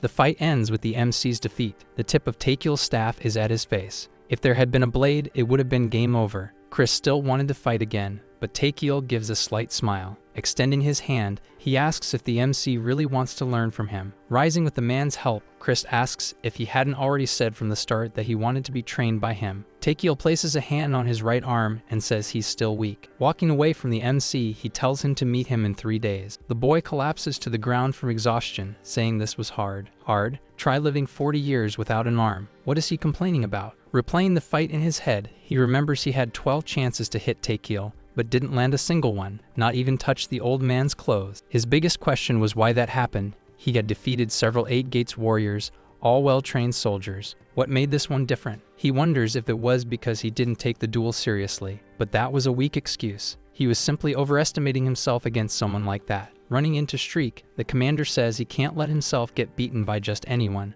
and tells him to come find him if he doesn't find someone to follow. Chris explains that it was all the result of training, which makes the commander curious. Not interested in continuing the conversation, he says he's too tired and asks permission to leave now. The commander says he may go, and the boy heads to his tent. Watching the MC walk away, the old man says to himself that the boy got beat up pretty badly. Night falls at the inn. Ellie and Teaquil are talking. She's embarrassed to call him father and asks to call him by name, and he agrees. Continuing the conversation, she asks why her father left her with her stepmother. He explains that he didn't know things would turn out that way, climbing that ladder so quickly. All he wanted back then was to show his potential, and because of that, he ended up wasting the last 20 years running from everything, because it wasn't what he truly wanted. Ellie asks about her real mother, but Teaquil doesn't seem capable of answering. Some words come out of his mouth, but we don't know what they are, and then we see tears forming in his daughter's eyes. After a moment, he apologizes to her. The girl holds her father's hands, and he looks at Ellie. A dried tear stands out on her face, and she says that it's okay. Wiping away that tear, Ellie asks what he was going to talk to Chris about now. The old man doesn't understand, and she asks if he hadn't asked something of him, and Teaquil replies that he asked to be his student, and she says she wants the same. Teaquil is confused, and she says she had always wanted to be a knight since she was a child, but her stepmother never allowed it. She doesn't like the life she has and wants more. Without hesitation, her father says he will teach her, and then we see they're already in the middle of a forest. Chris and Ellie were wearing weights on their arms. Chris asks if he really has to train using those, and Teaquil explains that he needs to become strong and resilient. Irritated, he points at Ellie and asks why she isn't using the same method, but she just gives a smug smile. The two start running, and she says that in the end, she's Teaquil's daughter, so she's much stronger than she looks. Chris, Amber, and Ellie were running. Ellie looks at the wolf and asks if he's enjoying running with them, and the pet barks at her, seemingly agreeing. Curious, she asks where he found such a cute little guy like him, but Chris tells her to stop talking and keep running. Changing exercises, now the boy had to do squats while still wearing the weights. Then he had to do pull-ups, still with the weights on his arms, 10 pulls upward. Exhausted and in pain, he remembers that his training in his past life wasn't this intense. Was it because he only had one arm in that timeline? His pinky finger lifts. He was losing grip strength and beginning to feel intense pain. Chris collapses to the ground, but Teaquil doesn't seem impressed. He asks if the boy thought all of this was too hard. Looking at the teacher, Chris asks if this training was really necessary. All he wants is to master knight skills. Teaquil replies that he would never improve without the fundamentals.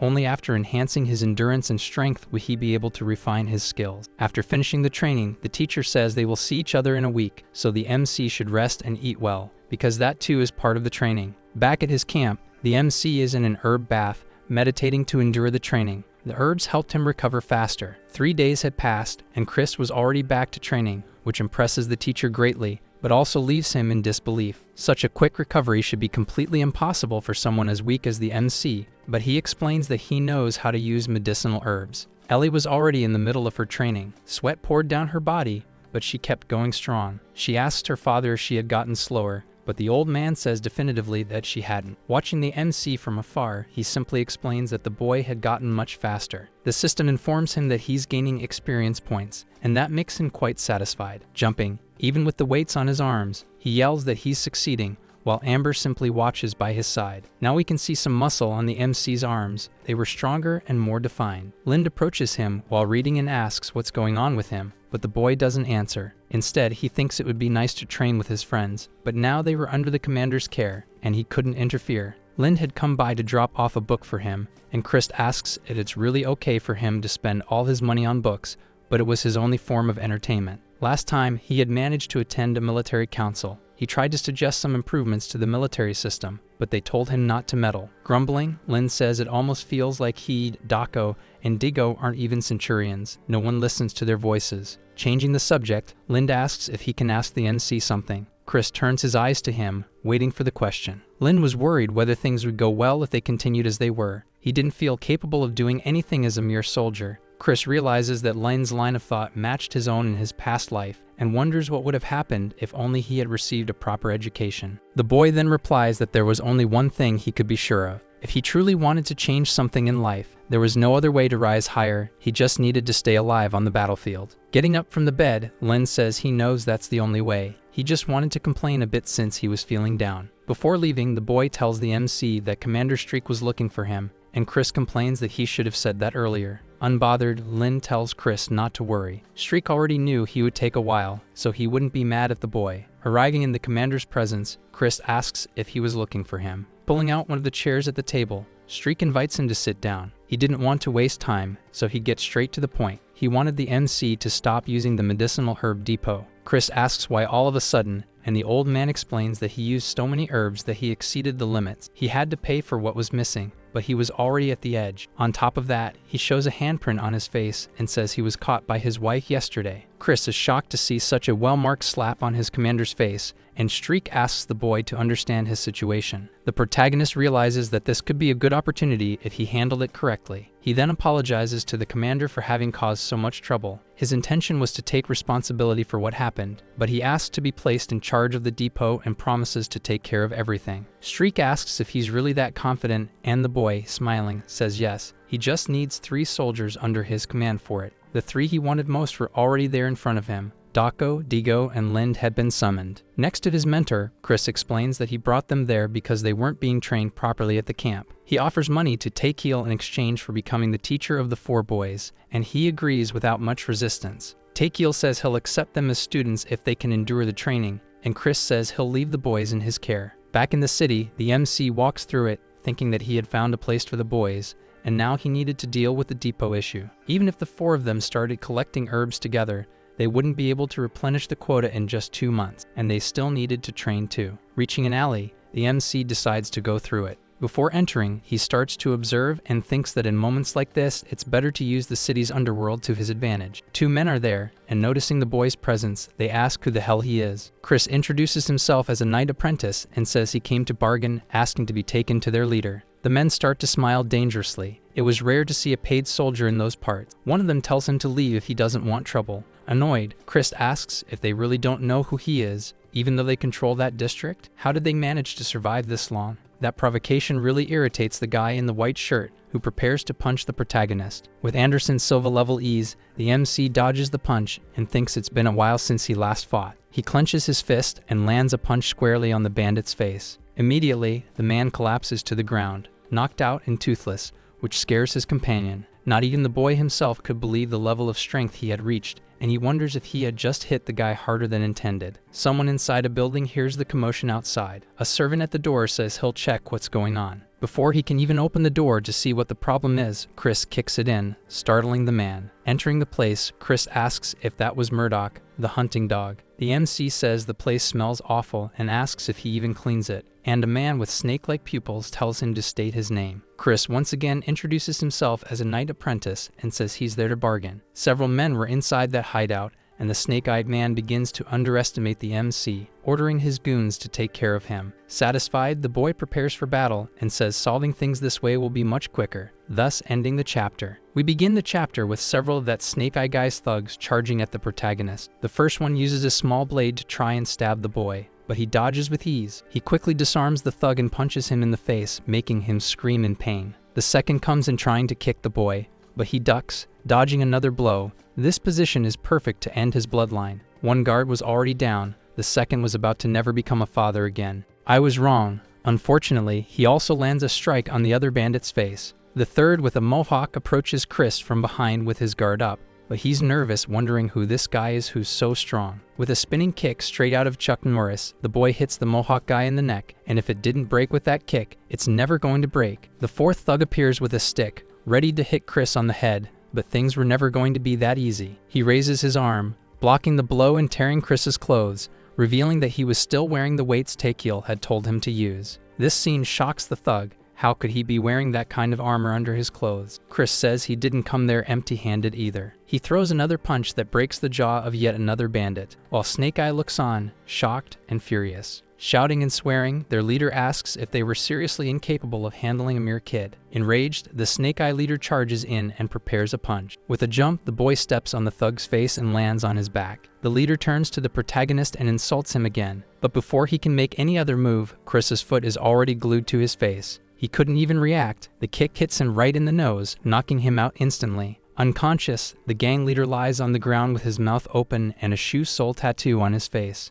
A dark vision. Someone is calling him, telling him to wake up. Chris is slapping his face, telling him to get up already. Snake Eye wakes up, startled, and looks at Chris, while his thugs stand with their hands up, surrendered. Dazed, Snake Eye barely understands that Chris is there to make him work collecting herbs. It's not that complicated, is it? If he does a good job, he'll be paid handsomely. But if he plays around, his pay will be equal to sin. The herb problem was solved. Now he had something else to take care of. On the other side of the city, the three boys were getting beat up worse than Rihanna when she was dating Chris Brown. Lynn yells at the boy, asking if he wanted to see them dead, and Digo groans that he can't take that training anymore. Ignoring the boys' exhaustion, Chris tells them to get up. There's somewhere they need to go. The three of them are in the same herb bath he had made for himself. Chris explains that bath cost him a month's salary. Only now do I realize he's at Ellie's inn. He leaves the room and finds a maid in the hallway. Chris thanks her for carrying the water all the way to the baths, but she says she's just doing her job. Handing her a small bottle, he says it's a gift. The woman sees it and thanks him profusely for his kindness. The boy asks if she was familiar with the nobles from the mansions. She says she knows them a bit and asks why he wants to know. Chris explains that the bottle could be worth up to 30 silver coins, which shocks the woman, who asks if she can really use something that expensive. He says yes, but in exchange, he wants her to spread rumors about him among the noble's servants, and he'll give her one of those bottles for free every month. It would practically be a virtuous cycle where he pays Murdoch to gather herbs that he uses to make money to pay Murdoch. Lying in bed after a long day, Chris begins to wonder if he should just quit everything and become a merchant. Satisfied with his strategy, a strange purple smoke starts to enter the boy's tent,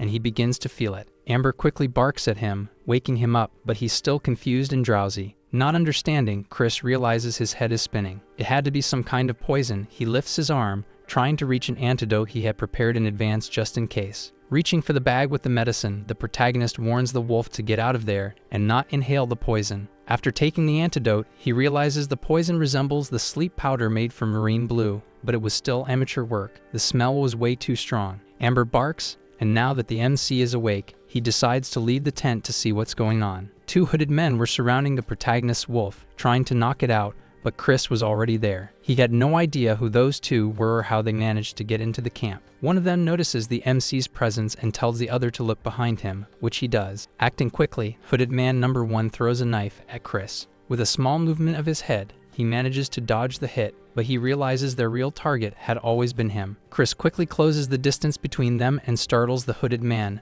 as the boy was faster than expected. Chris punches one of them with considerable force, but not with the intent to knock them out, and soon you'll understand why. The hooded man is thrown several meters back, and his ally approaches, asking if he's okay, to which he replies he feels like something broke inside him. Provocatively, Chris asks who the two insolent fools were who dared attack a knight apprentice and tells them to flee immediately if they want to live. In an instant, the two hooded men vanish from in front of Chris and Amber. Right after that, the MC commands Amber to indicate the path the two ninjas were taking. While fleeing, one of them asks how the boy was still awake since he used enough powder to make him sleep for 2 days. The other hooded man says he has no idea, but they need to report this situation to their leader immediately. They arrive at another camp from the rear, but before they can enter, someone shouts, drawing their attention. Looking back, they see that Chris had followed them and wonder how he managed to do that. Chris wasn't interested in answering that question and says he wants them to take him to their leader immediately, or they won't live to see the sunrise. The two men stand still, staring at the protagonist, doing nothing.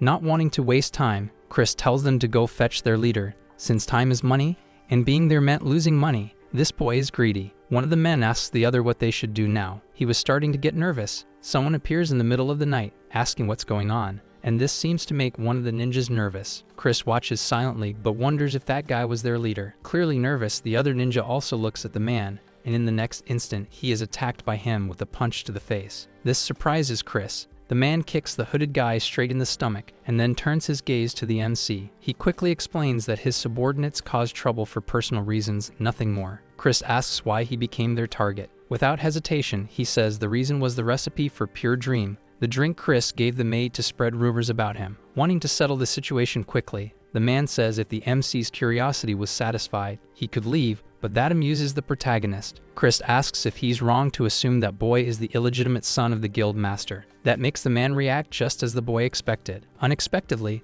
the boy also reveals that the two behind him were members of the Dagger to the Back and carried Akuchi daggers. Immediately, the protagonist is surrounded by this secret organization, so he draws his knife to defend himself. The The boy asks what the protagonist wanted, and Chris replies that he wants to know who their leader is. Without changing his expression, he explains that the leader of the dagger to the back is himself. Chris doesn't seem to believe the story, but decides there's only one way to know if it's true or not, so he grabs a small pouch in his hand. He throws the pouch on the ground. I believe it's money, because he says he wants to make a bet with the man. It really was money, specifically 50 gold coins, and he asks if that's enough. The other man then asks what Chris wants from him. Without hesitation, Chris says he wants to place his organization under his command. If I had half the MC's courage, I wouldn't be single for the past 5 years. One of the hooded men asks if the protagonist is crazy, and I admit that made me laugh quite a bit. Taking the proposal seriously, their leader asks what the conditions for the bet were. Pulling out his dagger and showing it to the man, Chris replies that they will duel using only a dagger. Understanding the situation, the boy says he realizes the MC grew up among them, and Chris asks if there's anything wrong with that. A torch was lit in the center of the place where the two would duel. Chris and the man begin circling the torch, observing each other. Chris takes the initiative and makes the first leap toward his opponent, but the other man moves too, going in for an attack. The boy steps forward to strike, but his foot sinks deeper than it should have. That was a problem. They had dug holes in the ground precisely to throw others off balance. Taking advantage of the opening, the enemy smiles and makes his attack. In the next instant, his knife, already thrown, was just a few centimeters from Chris's face. Sensing it in time, he begins to spin on his horizontal axis, managing to dodge the thrown knife. That dodge truly caught the other boy by surprise. Using the inertia of his motion, Chris counterattacks, throwing his dagger back at the enemy. The knife hits the man's thigh, and the pain seemed excruciating. If it were me, I'd be curled up in a fetal position crying. His throwing mastery had increased to 41 points, which makes the boy quite pleased. It had finally happened, and he always wanted more points. Chris starts taunting the enemy, saying that dagger must really be hurting. Furious, the other man asks what the subordinates are doing. They should be eliminating that bastard. The hooded men advance, and Chris commands Amber to stay close to him since they would be taking a defensive stance. Someone shouts for them to stop that. Chris, holding one of the subordinates he was already beating up, says that finally the one he was waiting for had arrived. Hawken appears, greeting the boy and saying it had been a while since they last saw each other. Leaving the false leader behind, Hawken invites Chris to go out for a walk and talk. Hawken orders the other boy to clean up the mess he made, and he has no choice but to obey. Chris enters Hawken's tent, where he was already waiting inside. He comments that his hideout was much more modest than he had expected. Hawken seemed quite irritated because he had taken too long to go to where he had been told. Explaining himself, Chris says he had to deal with several issues when he arrived in the city, so it wasn't his fault. The redhead then notices that Chris already knew his name, even though he had never told it to the boy, but the MC explains that he also has his own connections. Looking at Chris with a dangerous expression, he asks about being called the illegitimate son. Nervous, Chris says it was a mistake. Curious, Hawken asks if it was true that he was being trained by the Royal Guard, and Chris notes that he always seems to know everything going on around him. Confirming the information, Chris says it was all very expensive, and asks how he knew about the pure dream. The redhead replies that it was a request from a merchant named Zarin, but he has no ties to that story. Either way, he had a matter to discuss with the boy. Chris looks at him, waiting for his words. Hawken then wishes the protagonist good luck in leading the back dagger. The phrase leaves the MC stunned, and he asks, "What?" The redhead explains that he had won the bet against his subordinate, and asks if he was going to back out now. Where was his self-confidence? Chris chuckles and says it's fine. He will take command. Outside the tents, Hawken begins to explain that from today on, Chris would become their leader. Chris was now the master of the Back Dagger Guild. Hawken says he's leaving. The man who had fought him kneels before the MC and introduces himself as Fox, second in command of the guild, and now under his leadership. Chris notices that his expression made it clear he didn't recognize him as the leader yet, but says he already had an order for him. Clearly irritated, Fox asks what his order is, and the MC tells him to bring the merchant Zarin to him the next day. The next day arrives, and Chris is with Teaquil at the training field. The instructor comments that he is a very busy person, and Chris gets a bit embarrassed. Curious, he asks the man how the boys were doing in their training. Teaquil replies that he can see for himself, and the boys now look to be in a much better state than at the start of their training with the master. After a moment of observation, Teaquil calls Chris to go to the training field. He was holding a spear shaft in front of the protagonist. Starting the lesson, he asks what Chris would do if he lost his weapon in the middle of battle. The boy, shrugging, answers that he would just look for another one to use in its place. Teaquil steps on the spear shaft, breaking it in two. Right after that, he asks what Chris would do if he didn't have the opportunity to get another weapon. Chris starts thinking for a moment about how to answer the question, then says he would use his body as a weapon. Satisfied, Teaquil says that was the correct answer, His basic training was finally over, and tomorrow they would begin taijutsu training. Grateful, the boy bows to his teacher, who finds the reaction quite strange. They're mixing cultures in this story. The MC isn't Japanese. Teaquil comments that most people get discouraged when they have to train taijutsu, but the MC says he'd only be disappointed if he were like those people. This was simply perfect for the protagonist. The intervention-free period Lind mentioned would last at least 2 years, and even if the future turned out differently, he still had plenty of time to train. Soon his goal would be complete, and he would lay his hands on money, wisdom, and martial arts. All of that would soon be his. The scene shifts, and we see someone crushing some herbs. It was Fox, thinking about why Hawken had put Chris in charge of their organization. It seemed to frustrate him quite a bit. He also thinks it didn't make sense to sell the skin cleanser he was developing for 30 coins. There were already many like it on the market. So what made this one special? One of his subordinates shows up at the tent where Fox is, with a man tied up and blindfolded. That man was Zarin, and Fox orders him taken to the basement. They remove the gag from the captive, but keep the blindfold on. Desperate, the man begins to beg for his life and says he'll do whatever they order, and Fox watches him for a bit. Curious, Fox asks if what the captive said was true. Would he really do anything he commanded? Snot dripped from the merchant's nose, and he repeats that yes, he would, begging not to be killed. Fox then orders him to never speak Chris's name again, and he says he understands. The merchant then asks if there was anything else, but Fox tells him to shut up just as Chris descends the basement stairs to where they were. Chris asks how things are going. Fox informs him that the man promised never to mention his name again and asks if they should let him go now, and Chris agrees. Concerned, Fox obeys the command and tells them to release him, but he thinks they'll be in trouble later because of it. The man begins to thank them for sparing his life as the other soldiers untie him. As he prepares to remove the blindfold, he says he'll never forget the kindness they showed him. Before he can open his eyes, Chris tells him to wait a moment. The MC then says that if he removes the blindfold now, he'll see his face, which would force him to eliminate him, and asks if he's okay with that. Frightened, he stops moving and keeps the blindfold on, showing he still intends to stay alive. Chris asks for a chair, and the merchant falls to his knees, once again begging for his life and saying he'll reward him generously for it. Beginning an interrogation, the protagonist asks if it was his idea to assassinate the knight apprentice named Chris at the tent, but he says no.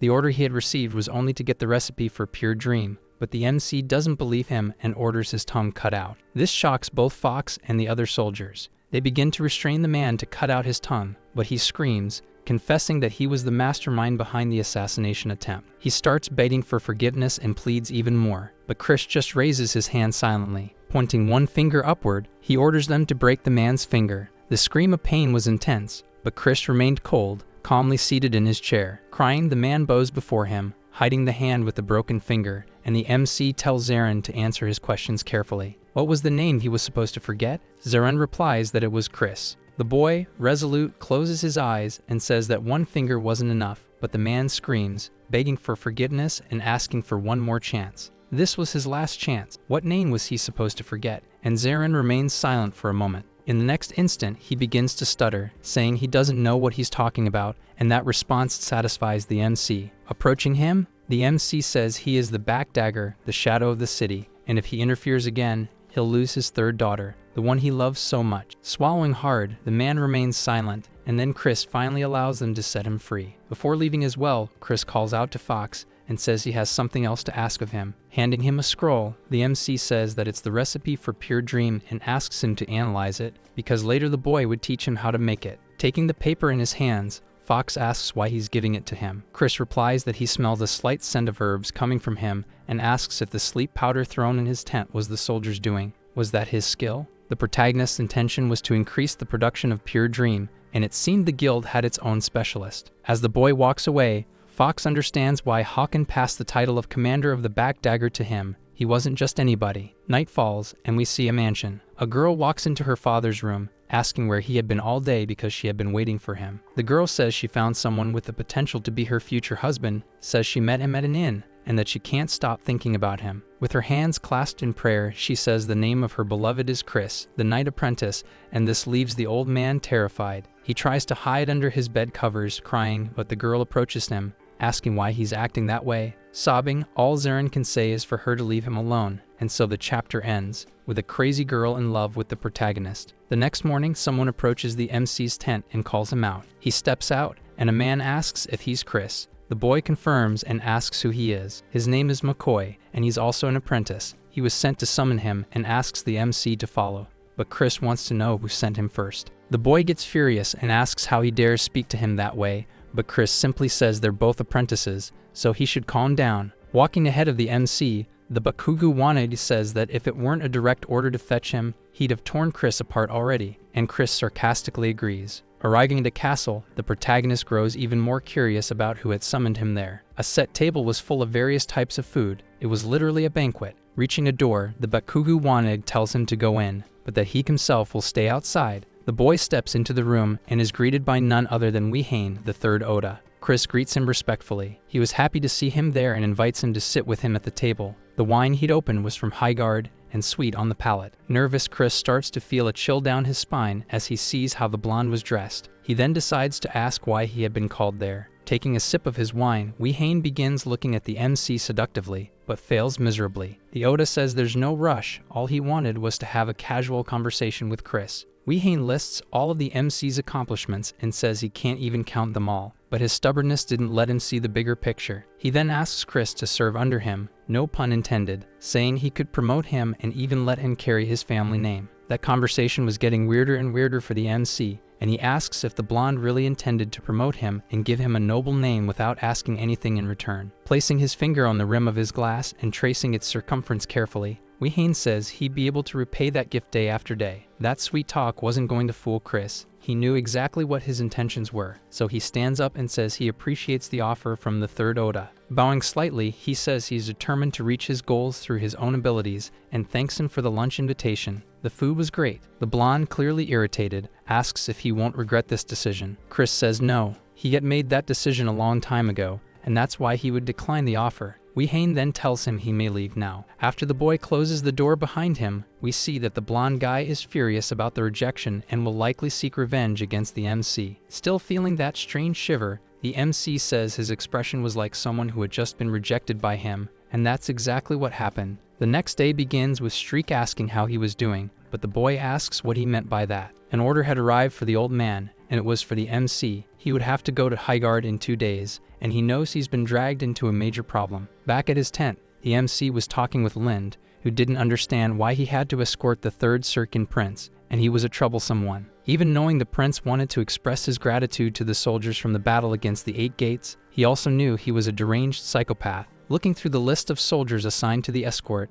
they can't find Lin's name among the selected. He starts celebrating that while Chris gets annoyed. Heading out into the night, he starts thinking that he still had 2 days to prepare. He needed to find more information. The mission wasn't difficult, even considering the prince's personality, but he knew this was Wihane's doing, out of spite for being rejected by the MC. Arriving at the Dagger to the Back's camp, one of the soldiers welcomes him, and there's another guy headless in the background again. Stammering, Fox comments that he arrived early, but Chris was there to find out something. Turning to talk to him, we see a strange purple mark on his face, and the MC asks what's wrong with it. Irritated, Chris scolds him, saying he should have come to him to report the results of the experiments, but Fox says he was confident in his calculations. Changing the subject, he hands Fox the list of soldiers and asks if there's anything suspicious on it. Looking through the list, he says that McCoy is a knight apprentice and the others listed belong to the Centurions. Nothing seemed too suspicious. Chris asks if anyone there was directly under Wihane's command, but Fox answers no. He starts analyzing, thinking that even if the prince was problematic, he was still royalty, and the lack of guards below knight level could be risky. That was very odd. It almost looked like the escort was being set up to go wrong. Chris orders Fox to relieve everyone of their duties and patrol the Highguard and Daved areas, but Fox says there would be too many people to check. The MC then says there's only one condition. They should only search for people at the advanced level. Finally, he commands Fox to bring him some spiked caps and metal rods, to which the red-haired bald man confirms the order and agrees to obey. Going to talk with Teaquil, the master asks if he committed some kind of crime to receive a mission like escorting the third prince. Nervously, Chris says no. That makes Teaquil curious, prompting him to ask what Chris really wanted to tell him. The boy had a question. He wanted to know what to do if he encountered an enemy far stronger than himself, and Teaquil replies that he should run. But what if he couldn't run? Chris asks. Teaquil, already losing patience, wants him to get straight to the point and ask what he really wants to know. Chris wants to know if there's some kind of trump card he could use in situations like that. The master says that there is, and this excites Chris, who says he knew it. going against the boy's expectations. He says the trump card is to keep training.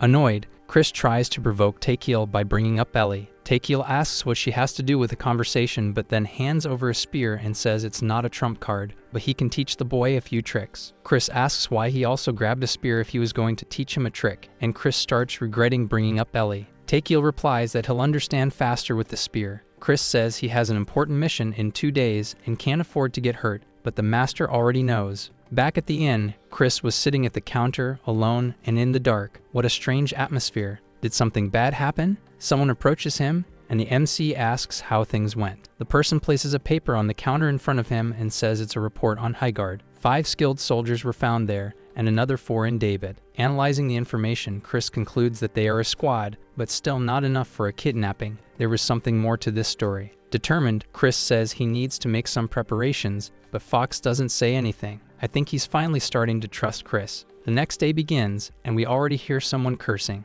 The Temu Bakugo shouts and complains, wanting to know why an idiot like the MC was chosen as leader instead of him, who had noble blood. Provocative, Chris says that if he thought it was unfair, then he should achieve greater victories in battle to be recognized. Irritated, the Bakugo looks at the MC, but says nothing more. Chris, wasting no time, starts calling the soldiers from the escort unit to begin their mission and head to Highguard. The platoon was marching along the road in 2 columns, 1 on each side. Some soldiers were complaining about the heat while wearing armor at that hour, but another soldier tells him to shut up so Chris doesn't hear. Chris was right in front, watching the sides of the road and the forest, trying to detect any imminent danger. Suddenly, he raises his arm, signaling the squad to stop, and a soldier asks what happened. The MC says he thinks he spotted a goblin. The fake Bakugo tells him to quit joking, since they were in the triangle. The very next moment, a soldier sees goblins approaching them. Scared, the other knight apprentice asks why the hell there were goblins here, but the MC says this wasn't the time to wonder about it. Chris gives the command for everyone to prepare for battle. They needed to break through the enemy line in order to wipe out the goblins. The soldiers begin to surround the monsters just as the boy had ordered,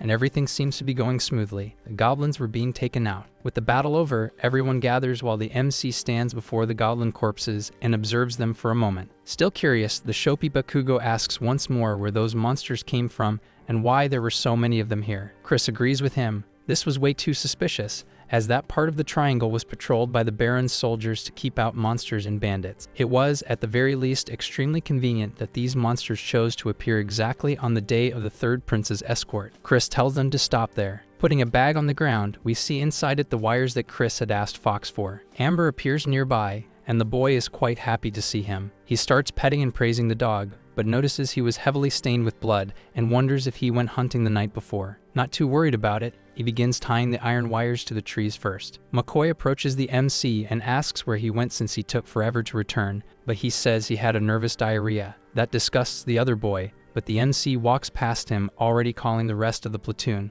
They were ready to depart. Back on the road, once again, Chris notices goblins hiding near where they were. Once more, they defeat all the goblins, leaving several corpses on the ground. McCoy starts complaining, saying that if things keep going this way, they won't make it to Highguard before nightfall, and the MC agrees. He then decides to have everyone rest for the night and continue walking the next morning, and everyone, or almost everyone, agrees with Chris. Fate Bakugo was annoyed, but Chris says he couldn't have the soldiers risking themselves marching and fighting at night, though McCoy still disagrees. Provocative once again, Chris says McCoy seems to have forgotten once again who was in command of that platoon, which irritates him even more. The night sky shows a high waning moon. McCoy asks one of the soldiers why he's opening his sleeping bag, and the soldier replies it was on Commander Chris's orders. The MC, who at this moment is looking a lot like Shota Aizawa, says he doesn't seem ready for how the world works. He always needs to be prepared. Another soldier offers to give him his own sleeping bag, but the boy immediately refuses, saying it's unnecessary. Chris asks if McCoy wants to share the sleeping bag, but what a weird question from the MC. It makes him even more pissed off,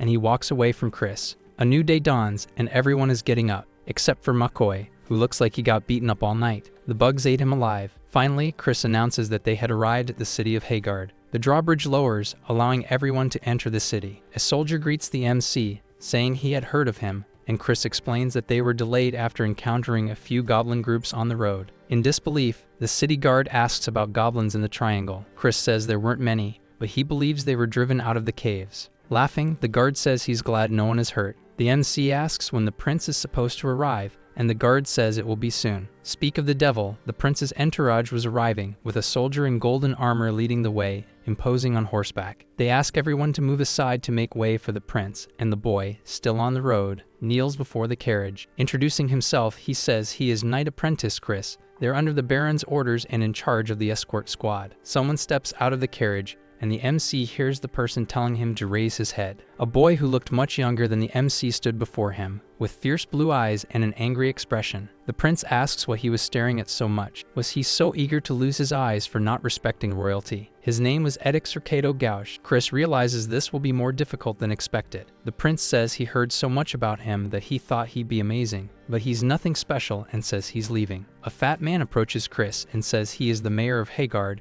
and Chris says it's a pleasure to meet him. The mayor says he already made the necessary arrangements so they could leave quickly. They didn't need to stay there any longer, and the MC notices something strange. Still, he decides to accept the mayor's request, who wanted that bomb exploding far away from him, and says they're heading to Dade together. Keeping the same formation as before, the squad was returning to the first city. The only difference now was the prince's carriage. One of the soldiers starts observing the surroundings and discreetly calls over one of his comrades. Whispering, he asks the man to finish telling the story he had started earlier, and the man wonders where he had left off. Remembering, he says that after burying her husband's crown, she had returned home, but upon arriving found her husband full of energy. She was so terrified to see him there that she fainted right beside him. The first soldier asks what happened after that. Just as he was about to tell the end of the story, we see there was an ambush right beside the two soldiers who were talking. The two ambushers attack, but the soldiers manage to dodge and alert that they were under attack. Chris looks back, but he isn't surprised. He had already expected this,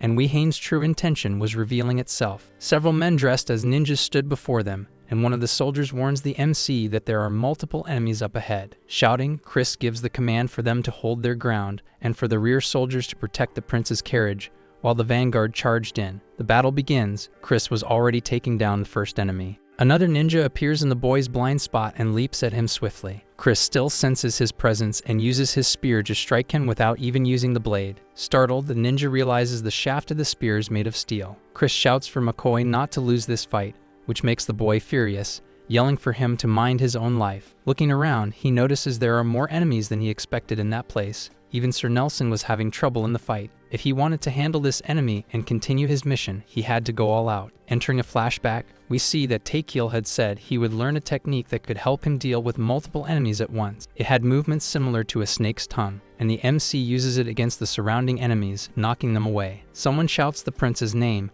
and Chris turns to see the carriage. The prince had been captured with a sword to his neck. The boy shouts for Nelson, and tears were already forming in his eyes. Chris then prepares, pulling the spear behind himself to gain momentum. The MC's spear flies past the prince, striking the ninja head-on and throwing him back with overwhelming force, while keeping the boy unharmed. Edic looks toward the defeated enemy and is shocked by what he sees. He screams, frightened by the scene. He hadn't expected to witness such brutality on the battlefield, even though he'd already cut off the arms of disobedient soldiers. Chris takes a Spider-Man-like stance, lowering his body to gain more momentum. Remembering his master's words, that technique would help him land a crushing blow after using the horse stance. All he had to do was get into position and gather energy in his pivot foot so he could pull the trigger and literally launch himself like a missile. The MC passes the prince at such high speed that it causes a vacuum explosion near the boy, landing a punch on another enemy. Striking with force, the MC manages to knock the ninja out instantly, and so the chapter ends. I was wrong, the enemy wasn't unconscious yet. In fact, he counterattacks the protagonist in the very next moment. The boy raises his arm, the one with the iron plate that protects him. He finds it amazing. The cut the knife made wasn't deep in the metal. He was completely safe. The knife ricochets away from the two as Chris strikes the enemy with his arm plate. Looking at Edic, he asks His Majesty if he's alright, but the boy screams that he's not. Chris calls out for Nelson, who was fighting somewhere else. He asks what the MC wants. Approaching the prince, he says for the two of them to meet in David. Two ninjas appear running, asking if the MC really thought he could escape them. Chris then throws a smoke bomb to the ground, masking his presence. The two enemies are confused, unable to see anything in the trap, so they try to look around. Spotting Chris's trail, one of them shouts that they should follow him through the path into the forest. Running at full speed with the prince in his arms was Chris. Amber was by his side, and then in the middle of a clearing, the three of them stop running. The little boy is startled by Amber, but the MC reassures him, saying that the wolf belongs to him. That doesn't seem to have the intended effect, as he looks even more scared. Looking behind, the boy points to the forest again and warns Chris that they were still being pursued. Irritated, the MC thinks he's an idiot for shouting and giving away their location to the enemies, but he doesn't stop running and tells him not to be afraid. Looking around, he identifies where they are. That was the place where they had defeated the goblins. The MC runs to the right, and the ninjas notice his movement, so the chase continues. Another smoke bomb is thrown, but it doesn't stop the enemies, who keep chasing the MC and Edic through the smoke. The steel wire trap was already set, and the first of them runs right into it at neck height. Two of the pursuers are caught by the first wire, and that makes the others more alert to the situation. One of them orders the rest to cut any ropes they find so they don't get caught again. A ninja hears a scream of pain and asks what happened. Several steel spikes were scattered across the ground and were piercing the enemy's feet. One of them calls out to another named Deco, saying they couldn't go any further and telling him to go after the two fugitives, and Deco says he can still continue. Looking at him, the ninja tells him to think it through, because if they're caught, it's all over, and Deco says he understands the situation. While Deco runs to search for the MC, the others return under the command of one of them. Deco is growing frustrated with the situation and wonders what kind of bastard sets traps in the path he himself would take during a simple escort mission. Chris was still running at full speed with the third prince in his arms, who now seemed calmer. Amber was still by his side. Looking back, he sees that even with several of them falling into traps, the chase continued. How many were still left? He was already out of smoke bombs and iron spikes. Amber then stops running and looks back, taking a defensive stance. Furious, the ninjas charge at the wolf, trying to slice him up. Amber's mouth starts to flame up, and then he breathes out a massive stream of fire, like a dragon, incinerating everything in front of him. Seeing that, Chris is shocked and asks what the hell he's been raising this whole time. As the afternoon nears its end, the MC stops in a part of the forest and says they should rest a bit, but the prince is anxious to leave as soon as possible. Chris actually agrees but says he first needs to check how much blood he lost from his arm, and the prince, nervous, agrees. Curious, the MC asks if His Majesty knows how to get to Dade from where they are, but he has no idea and asks for them to just go quickly. Looking at Chris, the prince starts to consider the possibility of being left behind by him, but quickly realizes that's a terrible idea. He had to stay close to that guy, no matter what. Stammering a bit, the boy asks if Chris could get him safely to Dade. Standing up, Chris places his hand over his chest and says yes, but that he needs the boy to give him a vote of confidence, and he will do everything to get him to his destination. That moves the boy, but his emotion is quickly suppressed when two ninjas appear behind them. They had been found. Taking position behind the protagonist, Edic asks if Chris is strong enough to handle the two of them, and the MC says he doesn't need to worry. The two men are armed with swords, and they were waiting for the first move. He thinks that Amber could take down one of them, but there were still two left, and he needed to deal with them as quickly as possible. Adjusting his arm plate, he says he's a simple man. If he doesn't see a chance of victory, he runs. Finding that strange, one of the enemies asks what the hell he's talking about. Chris removes the iron plates from his arm, saying that fighting those two unarmed was truly a stupid thing to do. But even so, he wonders why he has the feeling that he'll beat the two of them with no difficulty. Taking position, the ninja says he's just spouting a bunch of nonsense. In less than a second, Chris had already closed the distance between them and says that he wasn't saying anything special. With just one kick, the first one is thrown far away. He tumbles across the ground several times, and his sword had already landed far from where he'd stopped. The other ninja was still processing the information that his ally had been taken out with a single blow and doesn't even notice that the MC was already aiming at him. Effortlessly, the MC strikes the other enemy in the ribs, breaking them instantly. He is thrown several meters back, but still hadn't been eliminated. Clutching his chest, he screams for the other ninja to stay away. The MC sees another assassin approaching. Shocked and injured, the assassin realizes he had underestimated that boy. He had spent a quarter of the day running with the prince in his arms, and should be exhausted. How was he still fighting like this? Coughing up blood, all the assassin can think is that he wasn't called the hero of battles for nothing. He was no match for that boy. Chris was simply a monster in his eyes, and with that obvious realization, the chapter finally ends. Our video ends here. If you enjoyed it, please like and subscribe to the channel. Until next time, bye bye.